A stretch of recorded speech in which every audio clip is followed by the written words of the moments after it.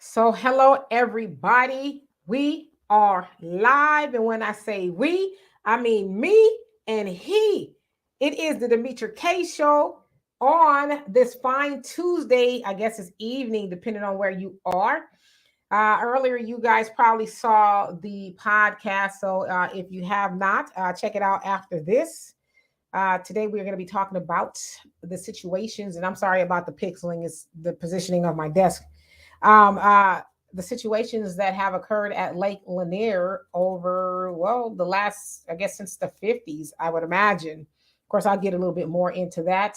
I asked the questions: are the ancestors responsible for what is taking place there? And I'll give you as much information as I can. So I'd like to say a big giant thank you and welcome to Donovan.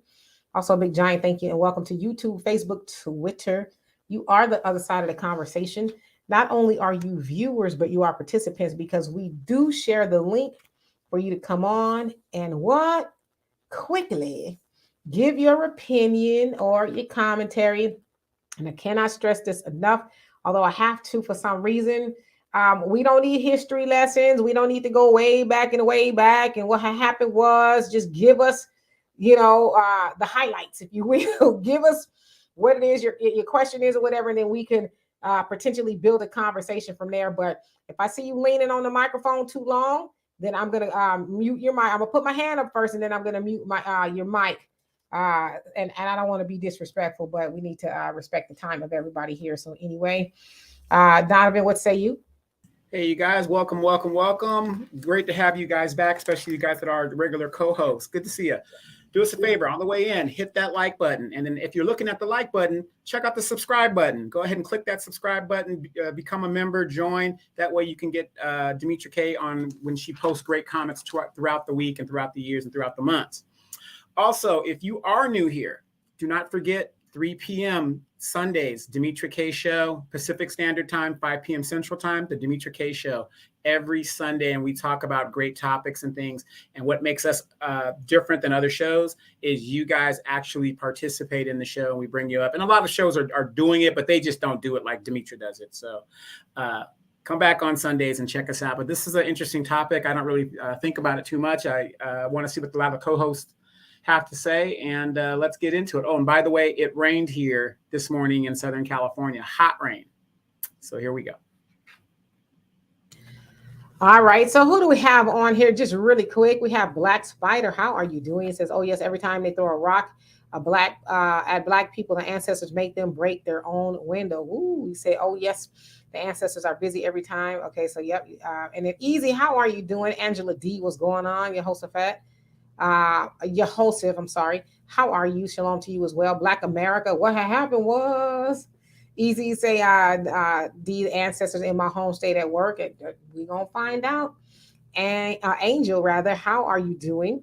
And Anita, what's going on? And Brother Don, our moderator, how are you? And Edna, what is going on? You says, how would they be responsible for the evil someone did to them?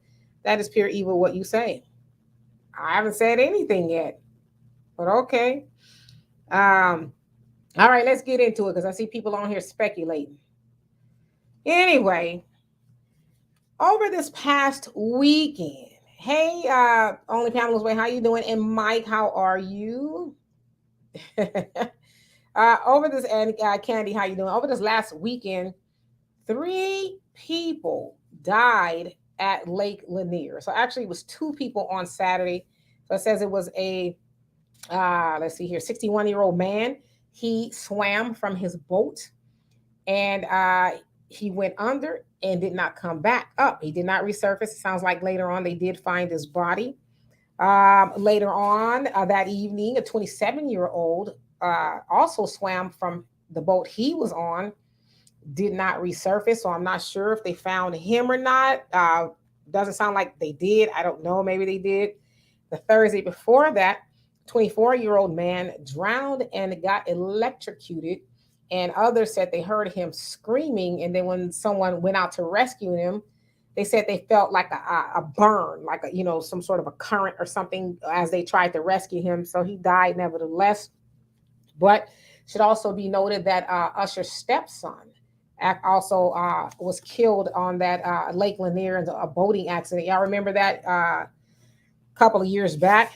All right. And so what had happened was in 1956, the Army Corps, they constructed Lake Lanier, and it's actually named after, I guess, a local poet at the time, Sidney Lanier. Now they filled, and I'll get to all that in just a second, filled it, created it. They put a lot of water there. It is said, I want to say, oh gosh, it's like 38,000 acres of water. I could be mistaken, but they say at least 10 million people visit Lake Lanier every year. It actually supplies water to Gwinnett County, and it supplies 65 million gallons per day to the people in Gwinnett County. They say 800,000 residents benefit from that water source. And it said it cost $45 million to create in 1956. All right, now let's go deep, shall we? No pun intended. A lot of people are not aware of what's under Lake Lanier. What's actually under Lake Lanier is a historical Black town called Oscarville. Okay, now it was built in the late 1800s. And it was flourishing, pretty well. They had all of the amenities. It was a fully flourishing Black town of about 1,100 residents, homeowners, business owners, things like that. They said that they were very good at chicken farming. And actually, they said that that area is now one of the world's largest suppliers of chickens. Tyson, for what I understand, is in that area.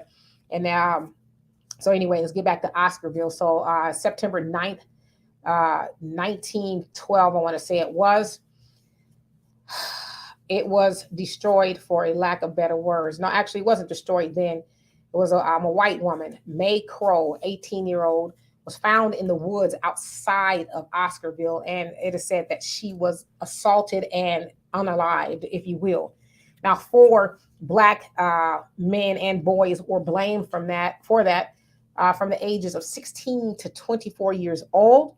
The 24-year-old rather was murdered before he had a trial. 2 of the other teenagers were found, or actually were all kind of like they found guilty. 2 of them were hanged, and then 1 of them, the charges were dismissed. But nevertheless, you guys know the story. A white mob went into Oscarville and terrorized the Black people there, burnt their homes, murdering, the usual, right? And it is said that oftentimes the church is supposed to be considered a safe place, right? A refuge, house of refuge. So a lot of the Black residents went to their church, but the white mob burnt the church first, leaving them nowhere to go. So, of course, a lot of the residents, took off. Now, mind you, I guess there was a bridge it was blocked rather. So they were running across the bridge, and the white mob says, well, you guys can either try to swim or drown. A lot of people drowned, for not wanting to face the mob, just jumped in the water and they drowned. It should also be said that those residents, Black residents, never returned. And up until 1956, the white people, as they usually do, commandeer all the land, the property, and things like that. So let's go back to 1956.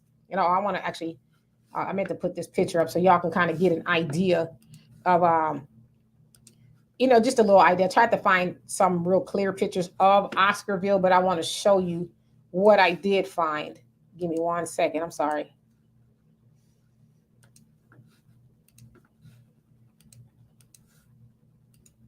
Okay. So that's a photo that I did find. So it's should be said is to go back to 1956, where the Army filled up that area. Now, when they filled that up and made it into Lake Lanier, they didn't get rid of any of the properties or the towns or anything. In fact, it is said that divers say when they go down there that they can see whole streets houses, structures of houses and stuff still there. So the whole town is literally under Lake Lanier.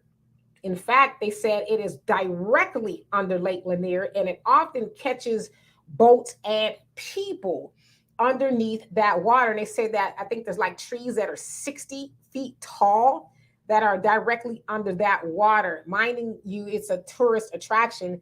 And it is said to this date, since Lake Lanier was fashioned in 1956, over 700 people have drowned. Um, Maybe due to trying to swim or an accident or something there. And so now let's get back to the ancestors. A lot of people have said, well, maybe it's hunted. Maybe it's the ancestors or the people of Oscarville that are getting retribution. Now, I should say that it's not just white people that have died. There's been a whole host of people that have died on Lake Lanier. And they said in 1950 was an accident. Some lady went off the bridge or something there into the dark waters. And in 1990, they found her Ford, her car, and with her remains in there. And people often talk about seeing a lady wandering around in a blue dress. So I want to have a conversation with you all. From what I have said and what you guys know, and Easy, you are from that area, Forsyth County to be exact. What do you guys think? Of course, now when we think about the ancestors being responsible potentially for what may or may not be going on there, we also think about the debt that is owed to Black people here in America, right? We know that reparations has not been paid. All that land, including Oscarville, that was stolen from our people, has not been given back. And, the whole 40 acres and a mule thing. So, a lot of people are saying, hey, it's possible that the ancestors are not pleased. So, Donovan, what say you? And then I'm going to get into you guys' comments. Oh, that was a pretty interesting history lesson there. I've heard about Lake Lanier over the years, and if you believe in the afterlife and retribution and all this other stuff, you see movies about it all the time. I'm one that would believe such things happen because, like I said, somebody said in the comments, people still go boating and skiing and stuff. I think it was Easy said that, and people still get killed there, and they still go there, and they still go into there. So. Yes, I mean, you can't do dirt and think absolutely nothing is going to happen to you. I do believe in karma. Since the end of slavery, there has been over 60 towns, Black towns, specific Black towns that have been razed to the ground by white supremacists and ongoing. And you would think that our Black Democratic servants would go to Congress and actually make this part of the platform to get retribution and even to use also as a reason for reparations and what needs to be restored. But we don't do those things. But let's hear what our co-hosts have to say. I think they have way more better information than I do. But yeah, things like this is not unusual. Some people say, oh, it's just some aliens in the lake and all this other stuff. You got all these things, but I don't think it's not that particular lake.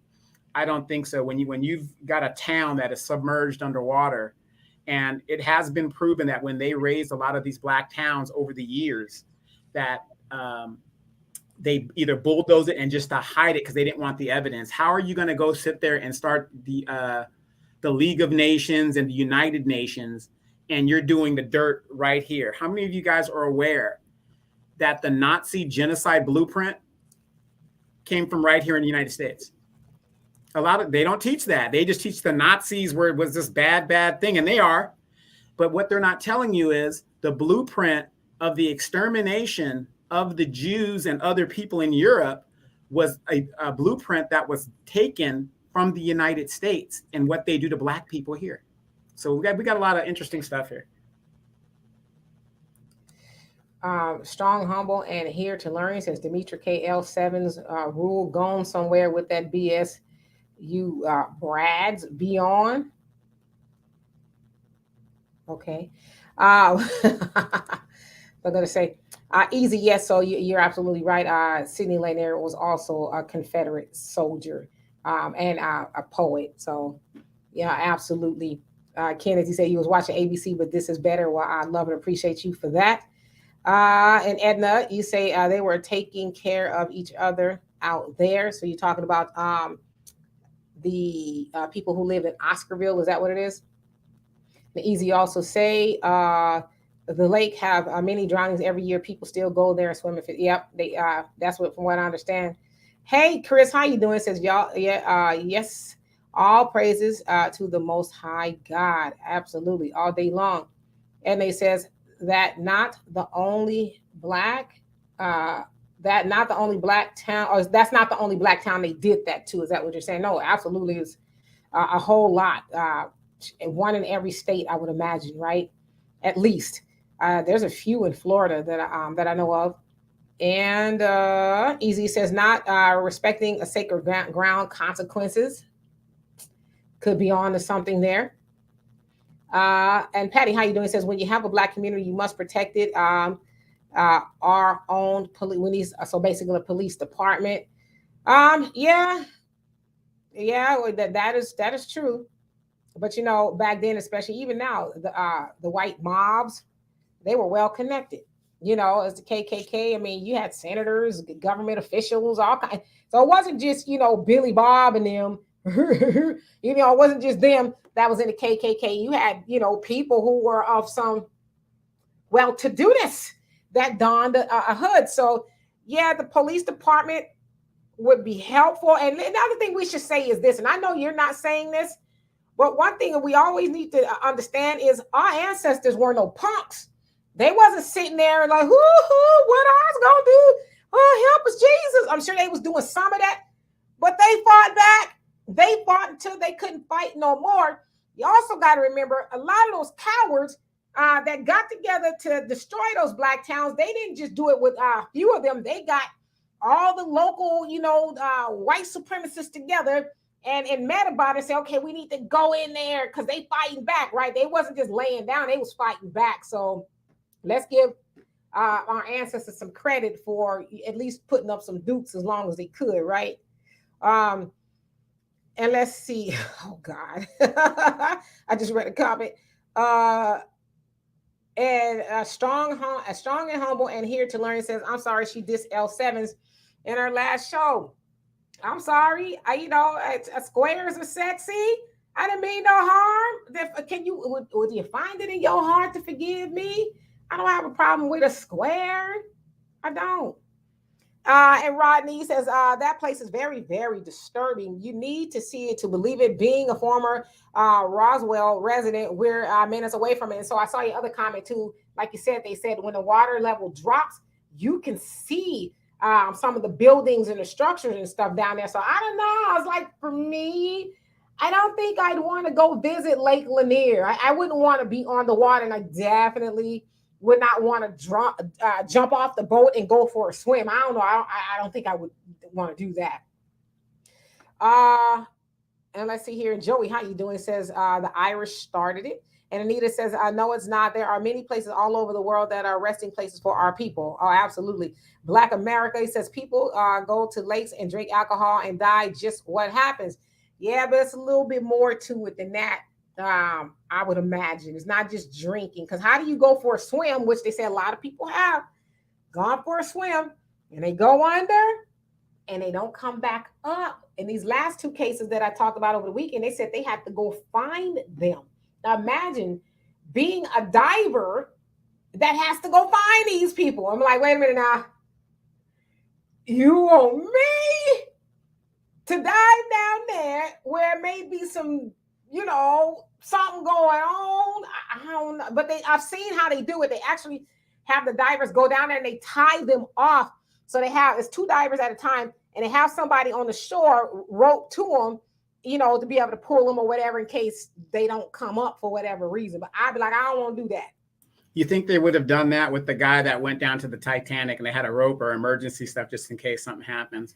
But what about if Jason Voorhees is down there? He likes to sit out in some lakes and stuff. I'm just saying. Angie says, I am Margaret Singer. What does that mean? And hey, Kimmy, how you doing? Eugenics I program. know, but she says I am. So I was trying to figure out, and it's actually Sanger, but I'm just trying to figure out what that means. Maybe you're responding to somebody else. Kimmy, how you doing? And Christopher says I'm not surprised at all. Go figure. LL, how you doing? And Milo Factor, you say only swims in pools. I don't even like to do that because I don't like public pool water. Last time I got in some pool water was actually a couple of weeks ago when I went to what was it, Hurricane Harbor, whatever it's called out here. It was super hot that day. My nieces were visiting. And I was like, well, I might as well try to jump in the water. But ordinarily, I will not get in public water because my imagination gets to going nuts when I think about public water. So, Mr. Pirate Brain, how you doing? He says people that survived the drowning said someone was pulling them down. Yes, I've heard that too. So sounds like more. I don't know. Maybe they were drunk and they were imagining things. I don't know, but I don't know. I'm not one of those people that dismiss ghost stories. I think sometimes people make stuff up, but I know that there are other energies, if you will, amongst us, if that makes any sense. And I also believe in the ancestors not physically being here, but they are here. Their energy and all of that is here. So I do. I'm one of those people who believe that. Anita says, "Damn right, they fought back." You know what I'm saying? And LP says, "What was the Oscarville before it became that town? Get all your facts before you make a judgment." What do you mean? Get all my facts before I make a judgment? Well, does it matter what it was before it was Oscarville? Black people went incorporated. Well, I don't know if it was incorporated, but they made a life of it. It made I made that town their home, and it was destroyed like every other town. So what difference does it make? And who's passing judgment? And then maybe you're speaking to somebody else. I want to say to you guys on my end, I don't see if y'all responding to other people. I just see the comments. So forgive me if you're not speaking to me. Yeah, and then you got to remember, after blacks were freed from slavery, they were a problem in the United States. Abraham Lincoln wanted to ship them to Liberia, which was a colony that we own in Africa and stuff like that, right? So, for the plantation owners who couldn't keep the slaves and try to trick the slaves like they did at Galveston and didn't tell them for 2 years after it was all over. Black people were a town, and they didn't want roving black people in their town. So what they would do, kind of like the Indians, they would put these black people on lands, and hopefully they stay there and whatever. And then later on, in some situations, they found out, like the Indians, oh, there's gold there, or there's something there that they want. And then they would just raise the town or scare the black people off. And you guys know the history of the United States. I mean, there's nothing new under the sun. Absolutely. Anita, you say they are African traditional stories that speak of these type of incidents. Yeah, I mean, I think we'd be kind of foolish to just dismiss it as, it's not a big deal. And Angela, thank you so much for the donation. I love and appreciate you for that. Kiki, how are you doing today? Kiki on Facebook. Let's see. Can I ask you a question real quick, Demetria? Sure. A lot of black people are Christians, and most of I'm a Christian, you're a Christian, all these other things like that. Isn't vengeance supposed to be the Lord? Is that why we kind of keep our people in check instead of saying, let's go, take what's ours and let's go do what we need to do to survive as a people? We are so ingrained in the Christianity of the white man that we're like, you know what? The Lord's gonna, no matter how much hell we catch here, when we are dead and gone, we're going to get our heaven. What's your take on it? Well, like you said, it's Christianity, depending on who you believe. From those of us who have ancestral roots from Africa, we know that they worshipped deities, and ancestors and things like that. They didn't necessarily subscribe to Christianity. So, especially in the form of it in America, is the white man's religion, right? So they tell you that vengeance is the Lord's. Of course, they told that to slaves because it's like, we don't want y'all trying to get no get back on us. Y'all know we supposed to be able to do whatever we want to do to y'all. Y'all take it, you love it, and go to sleep. And then when you make it to the pie in the sky, you get washed white as snow, then you'll have your heaven up there. But down here, we gonna give you hell. Farrakhan has a song, Black Man's Heaven is a white man's heaven is a black man's hell. I think that's how it goes. But Nevertheless, the point is, we've been taught, don't pursue heaven here. Don't, take all this misery and woe and drama and trauma and a life less than. And then when you give up the ghost and you go up to heaven, then you're going to be all right. But this is kind of what I thought. And I'm not trying to be dirty or nothing here. Or I'm gonna put the link in just. I'm not trying to be dirty. But what if on earth heaven for you was like having sex, right? But then you go to heaven, you're not supposed to have any parts, right? You're just kind of unisex, I guess. To a lot of people, that would be hell. Like, I don't want to go up there if I can't. You know what I mean? Yeah. Did you ever see that Twilight Zone episode where the guy, he was a robber and got killed? Sebastian Cabot was like the supposedly angel. He's really a devil, and he was always a loser. So he thinks he's dead, and he's in heaven, and everywhere he goes, he's winning. He's in the casino, he's winning. He's got the beautiful girls. I mean, everything is going great. And so he finally gets fed up, and he says, "You know what, Sebastian, whoever you are, guy, this ain't for me. I want to go to the other place." And Sebastian goes, "This is the other place." Norris, how you doing? Says, I do think we get strength, wisdom, and help from the ancestors. I live in Atlanta. Been to that lake a few times just to look. Never been on it. I say, I will be with you, and I'll be way back. How y'all doing, ancestors? I love you. We gonna keep fighting. We ain't forgot, but I ain't getting in that water. I don't know, because my brother, he recently sold his lake house out here. And I will look at that water. I'm like, these people be swimming up in that water. It's green. And like I said, I'm weird. And I'm like, ain't no way I would be getting up in that water. I don't know what's up in there. None of that kind of stuff. It's nice to look at. But even at night, because I was just on a cruise too. And, the ship is out there in all that water. And at night, and I was in the room by myself at this particular time. And I was sitting on the bed and I could see the water out the window. I was like, wow, that looks pretty scary. But I'm not going to go out there. I'm just going to look at it from the window. And then I said, you know what? Let me just open the door and peek out. And I looked and I said, well, step out on the balcony. And I did, but I had my hand on the door.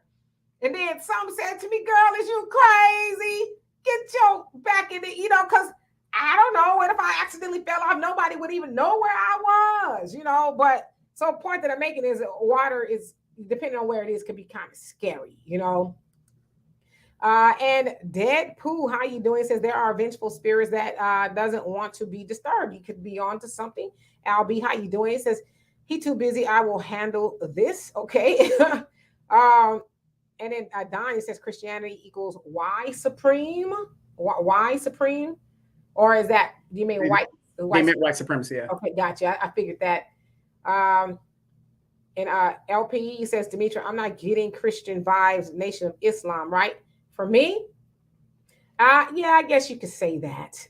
I'm studying both, if that makes any sense. Born into the Nation of Islam, if that helps. Let's see here. A greater good, aka good measure. How you doing? He says, you preaching. Mr. Pybrain says, I saw that episode talking about the Twilight Zone, and Angela says, I don't use the term Christianity because too much evil is associated with it. I'm a spiritual, God-fearing lady. There you go. We believe that there's a higher power, but what they have taught us as Black people, nah. Come on. That's the same book that they, terrorize our ancestors with. Why y'all think they didn't want us to read? Because just like Nat Turner, when he read the Bible and he read it for himself and he learned the truth, it angered him. And he was like, oh, no, they got to go. These devils got to go. And that's why they didn't want us getting knowledge. They want. And why do you think we don't read even to this very day? You want to hide something from a Black person? You put it in a book. Ooh, my mama get mad when I would say that. Strong and Humble, you says, if there really is a heaven or hell that they teach you about, most people are going to hell. You ain't lying with that, okay? Christopher, he says, I could feel the anguish, pain of the ancestors from where I am from. He said you did some research and found out them demons disturbed and destroyed a lot of Hebrews in that certain area. Okay. Uh, LB says being cautious ain't weird. No, it ain't weird at all. And Easy says D, look up the history of Lake Martin. John Benson escaped thumbs of slavery, traveled across state lines to save his sister, then became a wealthy man, sunk in black town of Benson. Look it up. I shall. See, there's just so many of them, right? Angela Reddick, how are you doing? And Deadpool says, all my friends will be there at least. Talk about in hell. Albie says, cautious people tend to live longer. Yep, it is nothing wrong with questioning. Say, I don't know about all of that. You know, Edna says, I'm not no Christian, period. I love God. Absolutely. All right. And let's see here. Deadpool says, the Christian faith that we know came from the slave masters. Yep. Kiki, you say, yeah, that was said, vengeance is the Lord. But in the Old Testament, God sent his people to take land too. Go read the story of Joshua. Just saying, we have to remember how many white people put their hands in the Bible that's read today. There are books that have been omitted, even have to stop giving Christianity to white men. They stole that too. Absolutely. And I always ask people not to, are we trying to get in no Bible study here? People say, oh, well, that was the Old Testament. It's we don't go by the Old Testament anymore. And it's like, well, why is it still in the Bible? Is it just a learning tool? Because in that Old Testament, it did talk about eye for eye, tooth for tooth. So when did that get omitted? Because you hear a lot of people say we don't follow the Old Testament anymore. I know within the New Testament, back in the day, the Old Testament, they were killing rams and bulls and things like that as sacrifices, and even people, I guess. But then when Jesus Christ came into the picture and gave his life to wash everybody of their sins, there was no need to make sacrifices. So I understand that. But did we ever question why we are not to adhere to the Old Testament anymore in regards to a lot of the other stuff? Like they were some real, gangsters in the Old Testament, if you really think about it. And let me just add to that. Like I said, we're not trying to preach or anything like that. Now, I'm not the best Bible scholar person, but I remember in a verse, Jesus said, it is best to forgive a person who's done wrong against you. However, if you must have revenge, because he was all about revenge, God is all about revenge. If you must have revenge, it shall be no more than what was done. Thus, he related back to the Old Testament, an eye for an eye, a tooth for a tooth, a life for a life. So even God, even Jesus himself still honored the old scriptures. And I ain't trying to get into no. And hey, Kimmy, how you doing? I'm not trying to get into no Bible study or nothing, but Bible does say we should forgive, and we should forgive for not for the other person, but for us. I don't believe in forgiving everybody and everything. You know who I don't believe in forgiving? People who aren't contrite. People who aren't sorry, people who don't have changed behavior. I don't believe in forgiving them because they are who they are, and you don't deserve my forgiveness. And maybe I'm wrong, maybe I'm going to hell. I don't know. I would say I'll let you know if it happens, but how would I know? But I don't believe in forgiving everybody. I just don't. Now, if you truly sorry, then yeah, okay, I can see doing. I think about it, depending on what it is, but. Can't forgive unchanged behavior. I don't know how you would do that. Albie says, let's be honest. They replicated and perverted everything God created, just like Satan. And Don says they lied. It's one book. Christianity is a shell game that you lose big time. Anita says, have you heard of Ormond Beach in Florida? It used to be Oswald Plantation, 20,000 acre. Oops, where'd it go? Absentee run plantation. Heard something about it, but I'm not well versed. I'd have to look into it. And Gershom, how you doing? He says the Israelites only destroyed nations that were guilty of child sacrifices. Okay. And Joanne, you say, and how you doing, by the way? Yet our men lust after their women, straight heathens, and heaven is coming to earth. I don't confess to Christianity, but confess to being a believer of the Most High God who created everything. Okay. I have one question for you. Sure. The people that are mysteriously dying and stuff in Lake Lanier, are they predominantly white people, or is it just any, different people coming in, because I'm thinking, would they have vengeance on their own as well in that aspect, or would you know the statistics of that? Well, I don't know the statistics of that, but I do know that there's been a mixture of people dying in there. As I said, Usher's stepson was one of them. It was a boating accident. Y'all remember that?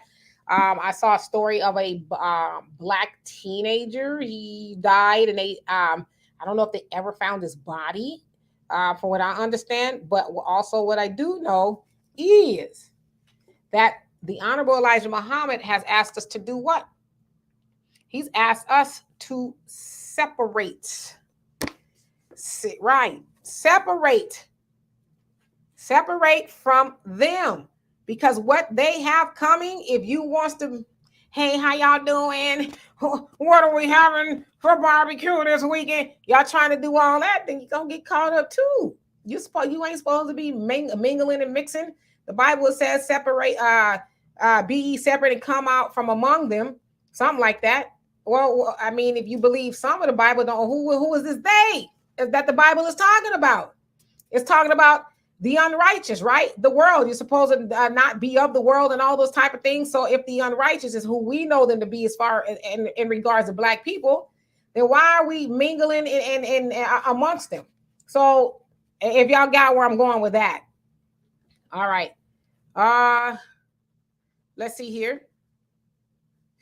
And how you doing? Sean says we supposed to forgive our people, not the other nations. There you go. And depending on what those people did. Easy says you can't have forgiveness without repentance. Yeah, and I don't understand, but that's not taught necessarily. Oh, you gotta forgive. Oh, you gotta. Why? Why do I gotta forgive them, especially if they're not sorry? And when somebody says I'm sorry, it's not the words; it's the actions that denote whether they're sorry or not. So you the fool running around, I forgive you, I forgive you, I forgive you. Bible tells you to forgive what, 7 times? Something, so I forget the number, don't give me a line, but it does say forgive. The premise of it is to forgive until you can't forgive anymore. But my thing is, why I got to keep forgiving you? Obviously, you're not changed. Like, I maybe I'm too logical. I don't know. Ebony, how you doing? It says, good afternoon, Miss Demetra. Our ancestors are not at rest. A ceremony of cleansing is something I suggest for the descendants, and draining eventually. That and pay us what you owe us.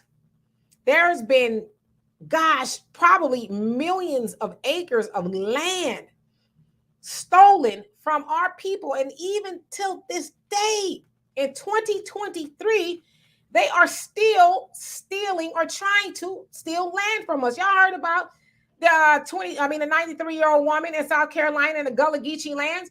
The devils was trying to steal her land, talking about, oh, you're encroaching upon our property. And that house has been in her family's home. Actually, it was her husband's family, but hers as well. A family, that house and that land since the Civil War. And yet here come these devils. They want to build 147 homes, a housing development. And so she's in the way. So what they start to do is like build around her and lie and say the land is not hers. She's encroaching upon their land. And now it sounds like because Tyler Perry and a whole lot of other people got in and helped them raise money, the city has put a stop to them building for now until they can figure things out. But they were full on going to steal that woman's land if people did not get involved and national attention was not brought to it. And how many times is it being done to our people that don't get the attention every day? So though our ancestors, they could cleanse the lake and all of that, but they owe us. They owe us for the horror that's been exacted upon our people during slavery, after slavery, and even right now. And so if you believe the word of God, if you believe the Honorable Elijah Muhammad, they have got what they got coming to them. Honorable Elijah Muhammad has told us in this book, Fall of America, and a whole lot of other stuff, watch the weather. What do we see now going on in the United States of America? Texas has not seen hardly a raindrop in weeks, and it rains a lot here. There's been fires. In Southern California, it was snowing, which is rare. Like it made like in the mountains, but not like on the ground in the valley in the Inland Empire. It doesn't snow like that, but it snowed. And you got all these other crazy weather events, earthquakes here and there where it's not normally at. And so they owe us. They have to ante up, and they're going to get what's coming to them. If y'all also believe in the Bible, where it says you will get what you got coming to you, right? White people haven't atoned for the sins that they have exacted upon black people. They have not. Oh, we're sorry. Here's a proclamation. We're sorry. But in Oklahoma, they just denied the 3 survivors of the Tulsa race massacres reparations. That's not atonement. Wait a minute. No. That can't be right. That can't be right. I'm going to have to pull your card on that one. You mean to tell me Joe Biden, the Democrat, the congressional black talkers, all of these Democrats and Kamala, they didn't say one word to those 3 surviving people in Tulsa and didn't step in as a federal government and make an executive order that says this is the right thing to do? Are you telling me the Democrats did that? No, you got to be wrong. Nah, but you want to know what they did do? They did do a proclamation for a monument for Emmett Till and his mama.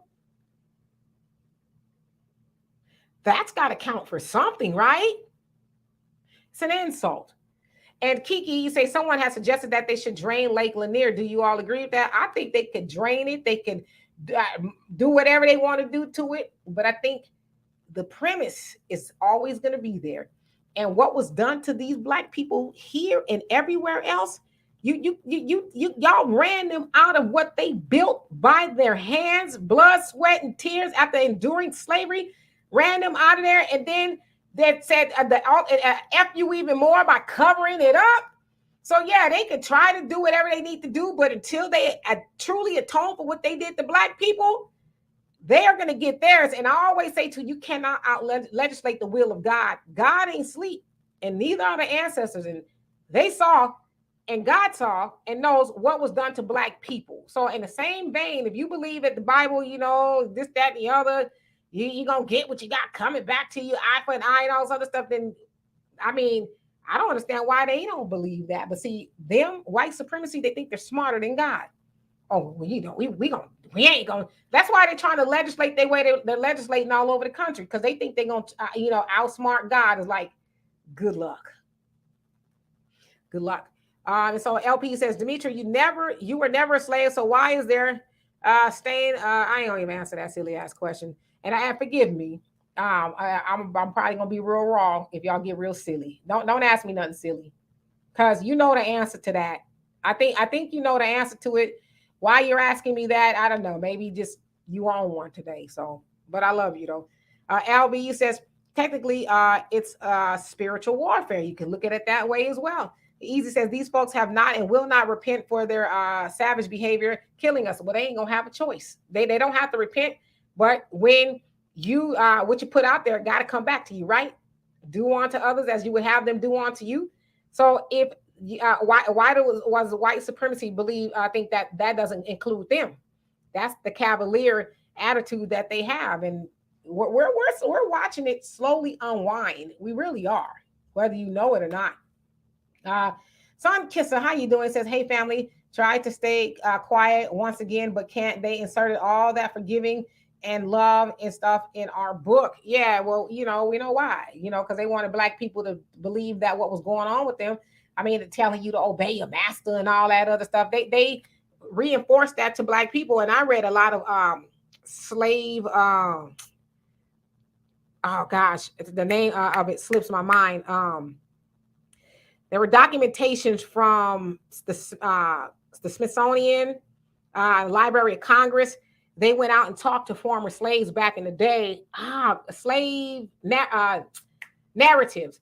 And a lot of them said, we didn't believe in that. We didn't believe in Christianity because the master's telling us you're going to get what you do, get it back, whatever you do to people. They said, surely we knew they didn't really believe that, because if they believe that, then they believe that they got coming to them for what they're doing to us.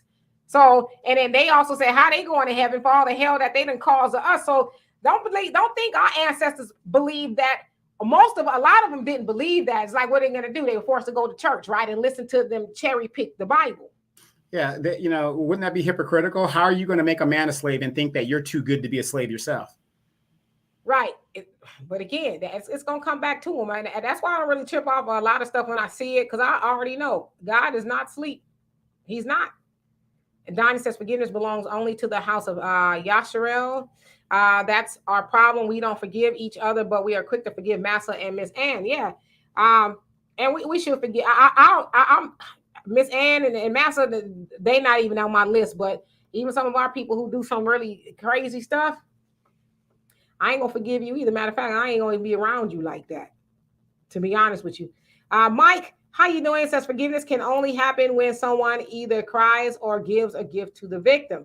Yeah, we want a gift.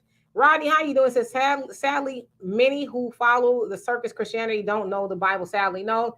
And you're right. A lot of them just listen to the pastor. Jump from the chandeliers in the name of Jesus. And they'll do it. Maxwell, how you doing? Peace and blessings to you as well. Sunkisser says exactly, the Edomites and all of the other mites. Ebony says, I don't believe our ancestors want anyone on the lake in jest or entertaining.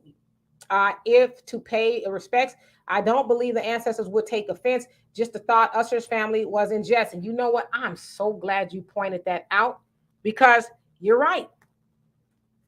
Y'all should study history. Know what's going down on down here, or what happened while y'all up there having a good time and y'all partying and all that other stuff. Wait a minute. Tread lightly here, because you got people twerking over here and twerking in another country. You got to be careful. The sisterhood will come for you. They don't care. Well, there was a lot of men that didn't bubble back to the top. You know what I'm saying? So I believe you're right. I 100% believe that's what it is. Is y'all know what these folks did to us? They covered everything up like we don't exist, and this here, And I wonder what kind of what's going on in that water that's being farmed into those houses.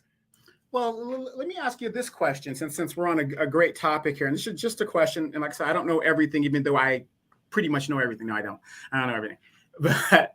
But would you say that type of action is still going on today?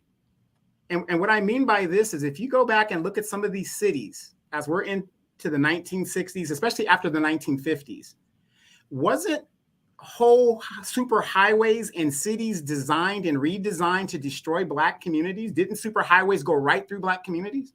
And yeah, I'm sweating, so forgive me. It is at the highest 106 degrees here. Face is all red and stuff, so forgive me. It's still going on. It is still going on as we speak in the Black neighborhoods that are left. I did a story on one last year, a Black neighborhood where, and this family owned a bunch of land. Actually, it's a family that owned a bunch of acres and stuff. And I can't remember where it was, forgive me. But the city was like, we need that. We want to run a highway through there. And it's like, so they're wanting to eminent domain it, but they're like, nah, y'all gonna have to take it from us, because we're not gonna agree to just give it to you, right? Don, you say, Yahshua was only speaking to his brothers and sisters, not the Gentiles. He called them dogs. Oh, okay.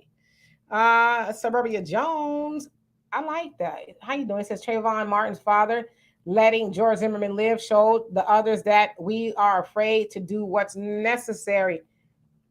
Yeah, I mean, I guess I can see where you're going with that, but it always sounds like a good idea when you ain't the one that got to do the job.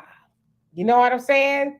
That's like, I don't know, you need to go get some out of a dark abandoned building. You got a couple of people with you. Somebody gonna say, y'all go ahead. I'm gonna be right out here waiting for you. Y'all go do it. Yeah, see, y'all should go do it because it was y'all idea, and y'all gonna benefit from it more than me. So you see what I'm saying? So it's always easier to advocate somebody else do something that you don't have to do. And I'm not saying that about you, Suburbia. I'm just saying in general. So I get where you're going, but I'm sure, Trayvon's father did not want to spend the rest of his life in the clink. You know what I'm saying? Now I will agree.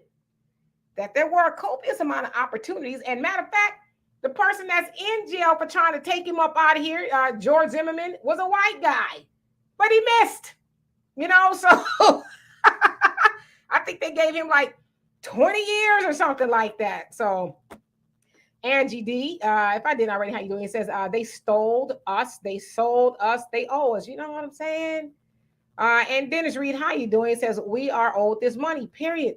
Maxwell says there's been approximately 20 million acres of land stolen from Black Americans. There you go. And still counting. They still stealing. And Angela Reddick, he says, it's so damn devious of them to keep stealing our land. It is. It is. And Mike Knight says, talk about it Tuesday. I like that. And Donovan, you said the Dawes Act of 1887, also known as the General Allotment Act of the Dawes Severalty Act of 1887, regulated land rights on tribal territories within the United States. And then Norris, she said, forgiveness, I think about it after I get reparations. Yeah, and then, they're so used to us saying, because y'all know we've seen it. Oh, I'm so sorry. I forgive her. My brother was eating ice cream, minding his business, and she killed him in cold blood. But I want to give her a hug. Matter of fact, I wish that she didn't have to go to jail. It's like, huh? So they're used to us doing that because we're just such a forgiving people, right? We got this insatiable need to be seen as acceptable by them, no matter how bad they treat us. And we got to unlearn that. We got to be able to say, I don't give two what you think about me. And let's see here. Kiki says, right, people don't understand that reparations are about more than slavery. They intentionally destroyed Black wealth, generational Black wealth. Yeah, they destroyed it, still destroying it, and do not want to help us close the wealth gap. I know a lot of Negroes run around talking about we don't need reparations, we'll never get it, forget about it. Okay, well then when it comes, you write your check to the rest of us, and you go continue pulling yourself up by the bootstraps. But we know it's going to take probably more now, 232 years to close the wealth gap between white and Black people. And we cannot do that without reparations. It is impossible to do. So they can talk about, oh, we're going to do these job programs. We're going to do the Build Better Black America program in this neighborhood. Fine. Do that after you write the check. Wait a minute. Put the brakes on it. You mean to tell me the infrastructure bill doesn't benefit Black people, as the Democratic Party, Kamala and Biden and Jean-Pierre and all these Black so-called bootlicks have been telling us? Black people don't benefit from the infrastructure bill? Well, on the surface, one or two may, but we don't want the everybody. How you doing, King of Sorrows? We don't want the everybody bill. We don't want, as Dr. Claude Anderson warned us so many years ago, don't fall for that minority, technology, because minority means any marginalized group of people, and everybody else has benefited from that except for Black people. So Black people here in the United States of America that are direct descendants of slaves, we are asking for something specific. And even if you're not direct descendants of slaves, that you ain't gonna get the money now, but we want a bill that protects us, right? We got a lot of specific asks that we want fulfilled. You know what I mean? So yeah, I hear the Build Better and all that, but that's for everybody, and usually for everybody else but Black people. Now, Angela says, Demetra, when I think I'm unable to forgive, I think about how many times Father God has forgiven me. But the more I see, the harder it is for me to forgive, especially the race soldiers, aka killer cops. I absolutely agree with you. I sometimes struggle with that too, but then the inside of me is like, I'm tired of forgiving. I'm tired of forgiving because I'm the type of person that if I forgive you repeatedly, and then you keep kicking me in my behind, I'll find a reason to forgive you. And I've had to get tough lately. I've had to get tough and say, they don't deserve your forgiveness. They don't deserve anything from you. To separate yourself from them and go live your wonderful life. You know what I mean? And most likely the people you forgive, they don't care if you forgive them or not. They really don't give a damn, And Galen, how you doing? You say, right on. I live in SATX. Is that South Antonio, Texas? That what it is? What I say? San Antonio. My daughter's like, child, you tripping. San Antonio, Texas. And it rained one time this summer. It's dry as hell here in Bexar County. Yeah, that I don't even, it has not. If you listen, I'm not complaining because I don't like the rain here. I don't like the rain because when it rains, it comes with thunder, it comes with lightning. I don't like that. So I'm not necessarily uh mad about it, but I do know that rain, we need the water and the vegetation and stuff like that. But that's crazy, right? Sunkisser says they actually they thinks they got away. And only Pamela's Way says, I've been saying that separate. Some of our people just got to be around the oppressor colonizers. And I do believe what the Honorable Elijah Muhammad says. Yeah, we got to separate. Let me go ahead and skip down because Lord have mercy, I am behind. I want to say hello to everybody as I go down. Chicory Carlins, 2 stars. How you doing? Who else came on here? GA, how you doing? Says a lot of our ethnicity don't know Lake Lanier was a black town. Yeah, right underneath it. And we should know, right? Okay, so let me see. Brother Don says, check out what's going on in Sub-Saharan Africa. It's on. If you know that word and the Most High has woke you, then you know what time it is. Hammer of the Most High time. Okay, I'm familiar with it a tiny bit. What's going on there? Oh, really? How you doing? Yeah, slave narratives. I cannot think of that. That's how far I'm really behind. Let me catch up, you guys. I'm sorry.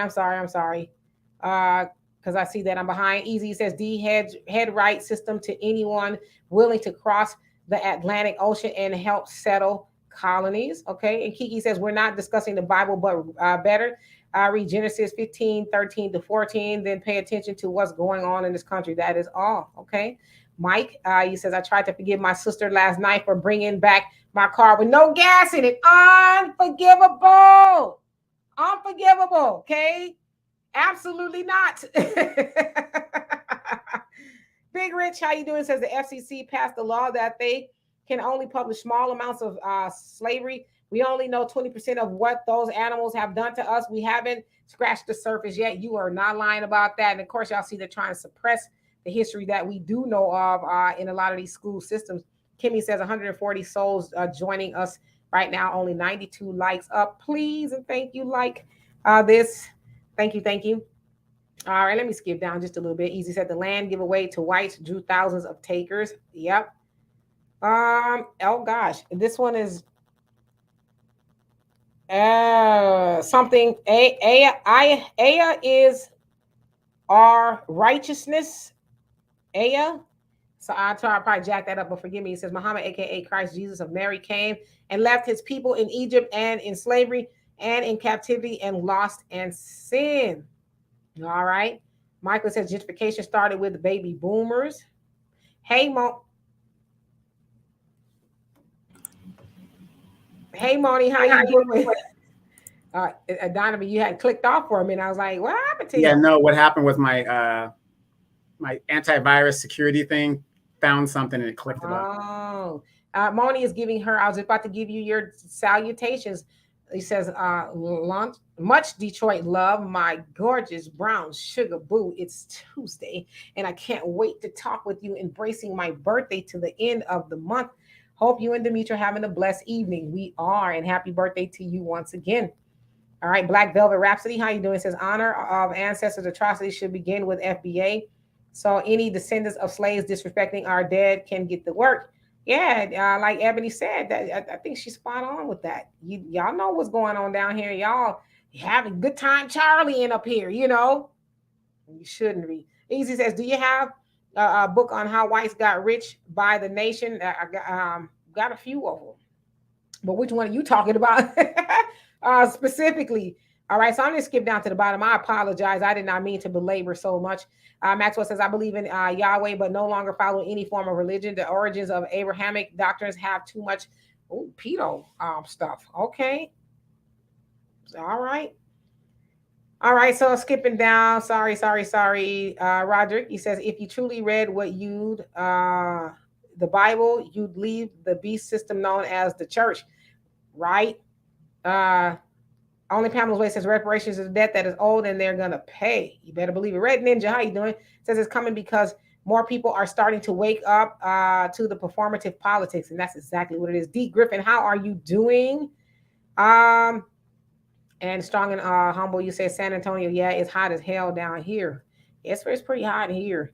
Brother Samuel, how are you doing? He says greetings, right, Demetra? And that used uh, and they're used to say wanting to please them, to benefit them by making us think we are making progress with them, only to surprise those that don't know their lying nature to use us one more time. They did it masterfully with the selection and election of President Barack Obama, and we ain't been the same since, right? Harmony and peace, tranquility. How you doing? It says, should the African descendants call upon the Creator to send the winds, rain, sun, hurricane, and the tornadoes to destroy white supremacy for their enslavement of Africans and African descendants?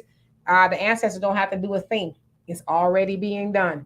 As Farrakhan and the Honorable Elijah Muhammad have said, watch the weather. Pay attention.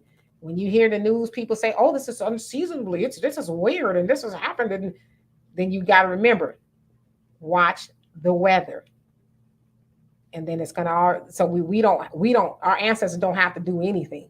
It's being done on their behalf and on our behalf.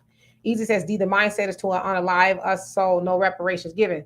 Yeah, that's the mindset. But listen, it was prophesied, I guess, estimated that Black people would be extinct by the year 2001. And we're still here. Look at that.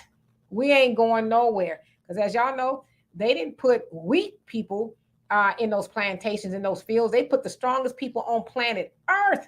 We are battle tested. So if we were battle tested enough to survive the horrors that they put our people through, what makes them think we going anywhere? They could try, but we ain't going nowhere. We're not.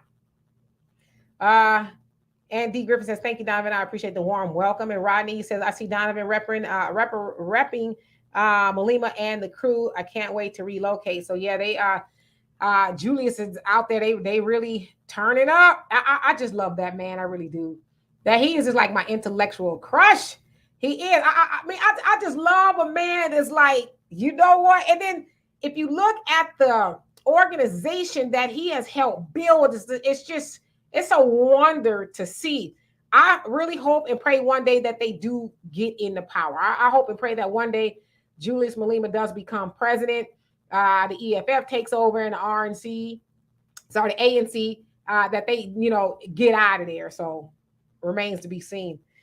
Brother Don, you say he never commanded you to give any but your brother and sister 7 times 70, not them. That's the all you say is replying to somebody. So yes, that's the equation, 7 times 70. All right, let me skip down for real, because I said that before. Gerard, how you doing? Says, everyone hear about the Heretta Lax settlement yesterday? I did not hear about it. What happened with that? That's the Black woman back in the day that they took her genes. I guess she has like one-of-a-kind genes, DNA rather, and did a lot of medical science with it without her knowledge and permission. So what happened with that? And Ebony, you say, I would trust a Lake Lanier film project only in specific hands. Denzel, Barry Jenkins, Ryan Coogler, to name a few. Yes, so what I understand, there's already 2 movies about it, and then one is supposed to be in the making. One from a horror standpoint, if I'm not mistaken. But I do know there's a few of them out there. Oh, really? It says so much prophecy is taking place. Yep. Mr. Pirate Brain says Africa is trying to separate from them more and more. Red Ninja, thank you so much for the donation. Love and appreciate you for that. Deadpool says Oscarville was the original name of Lake Lanier when it was a black town. Is that correct? That is absolutely correct. Nathan Washington, how you doing?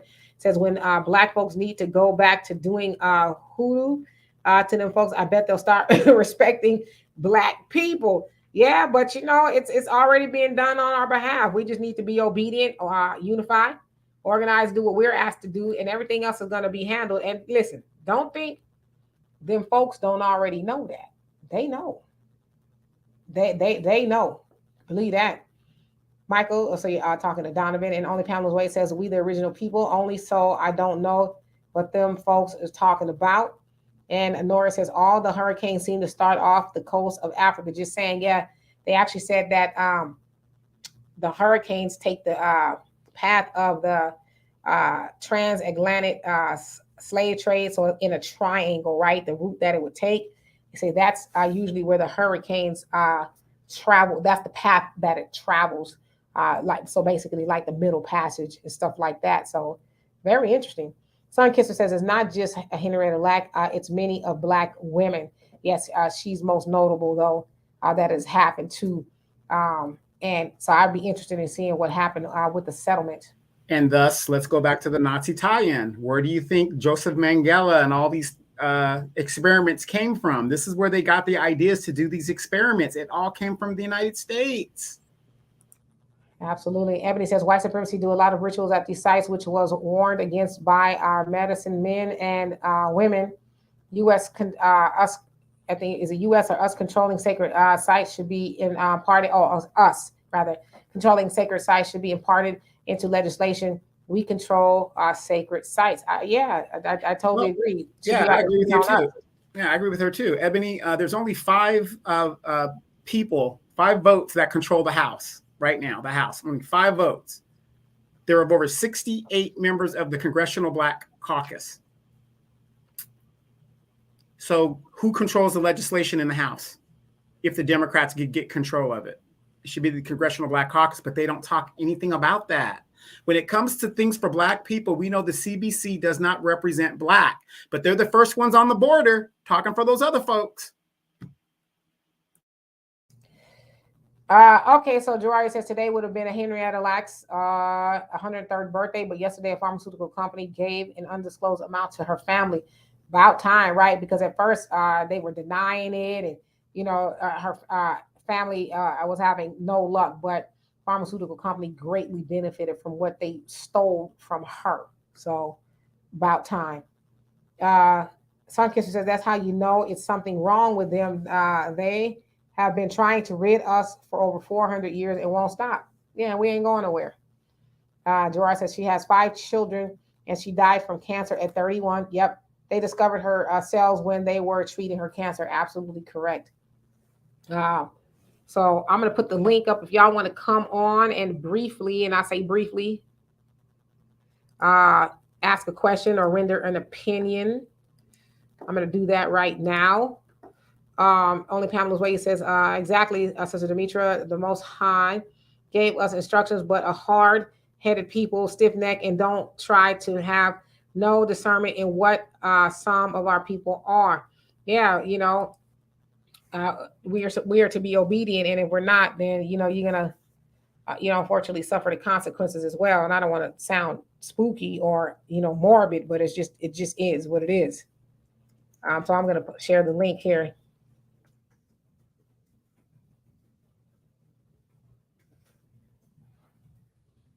Oops.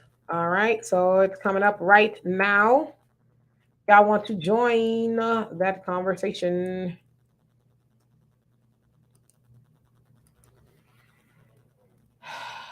All right.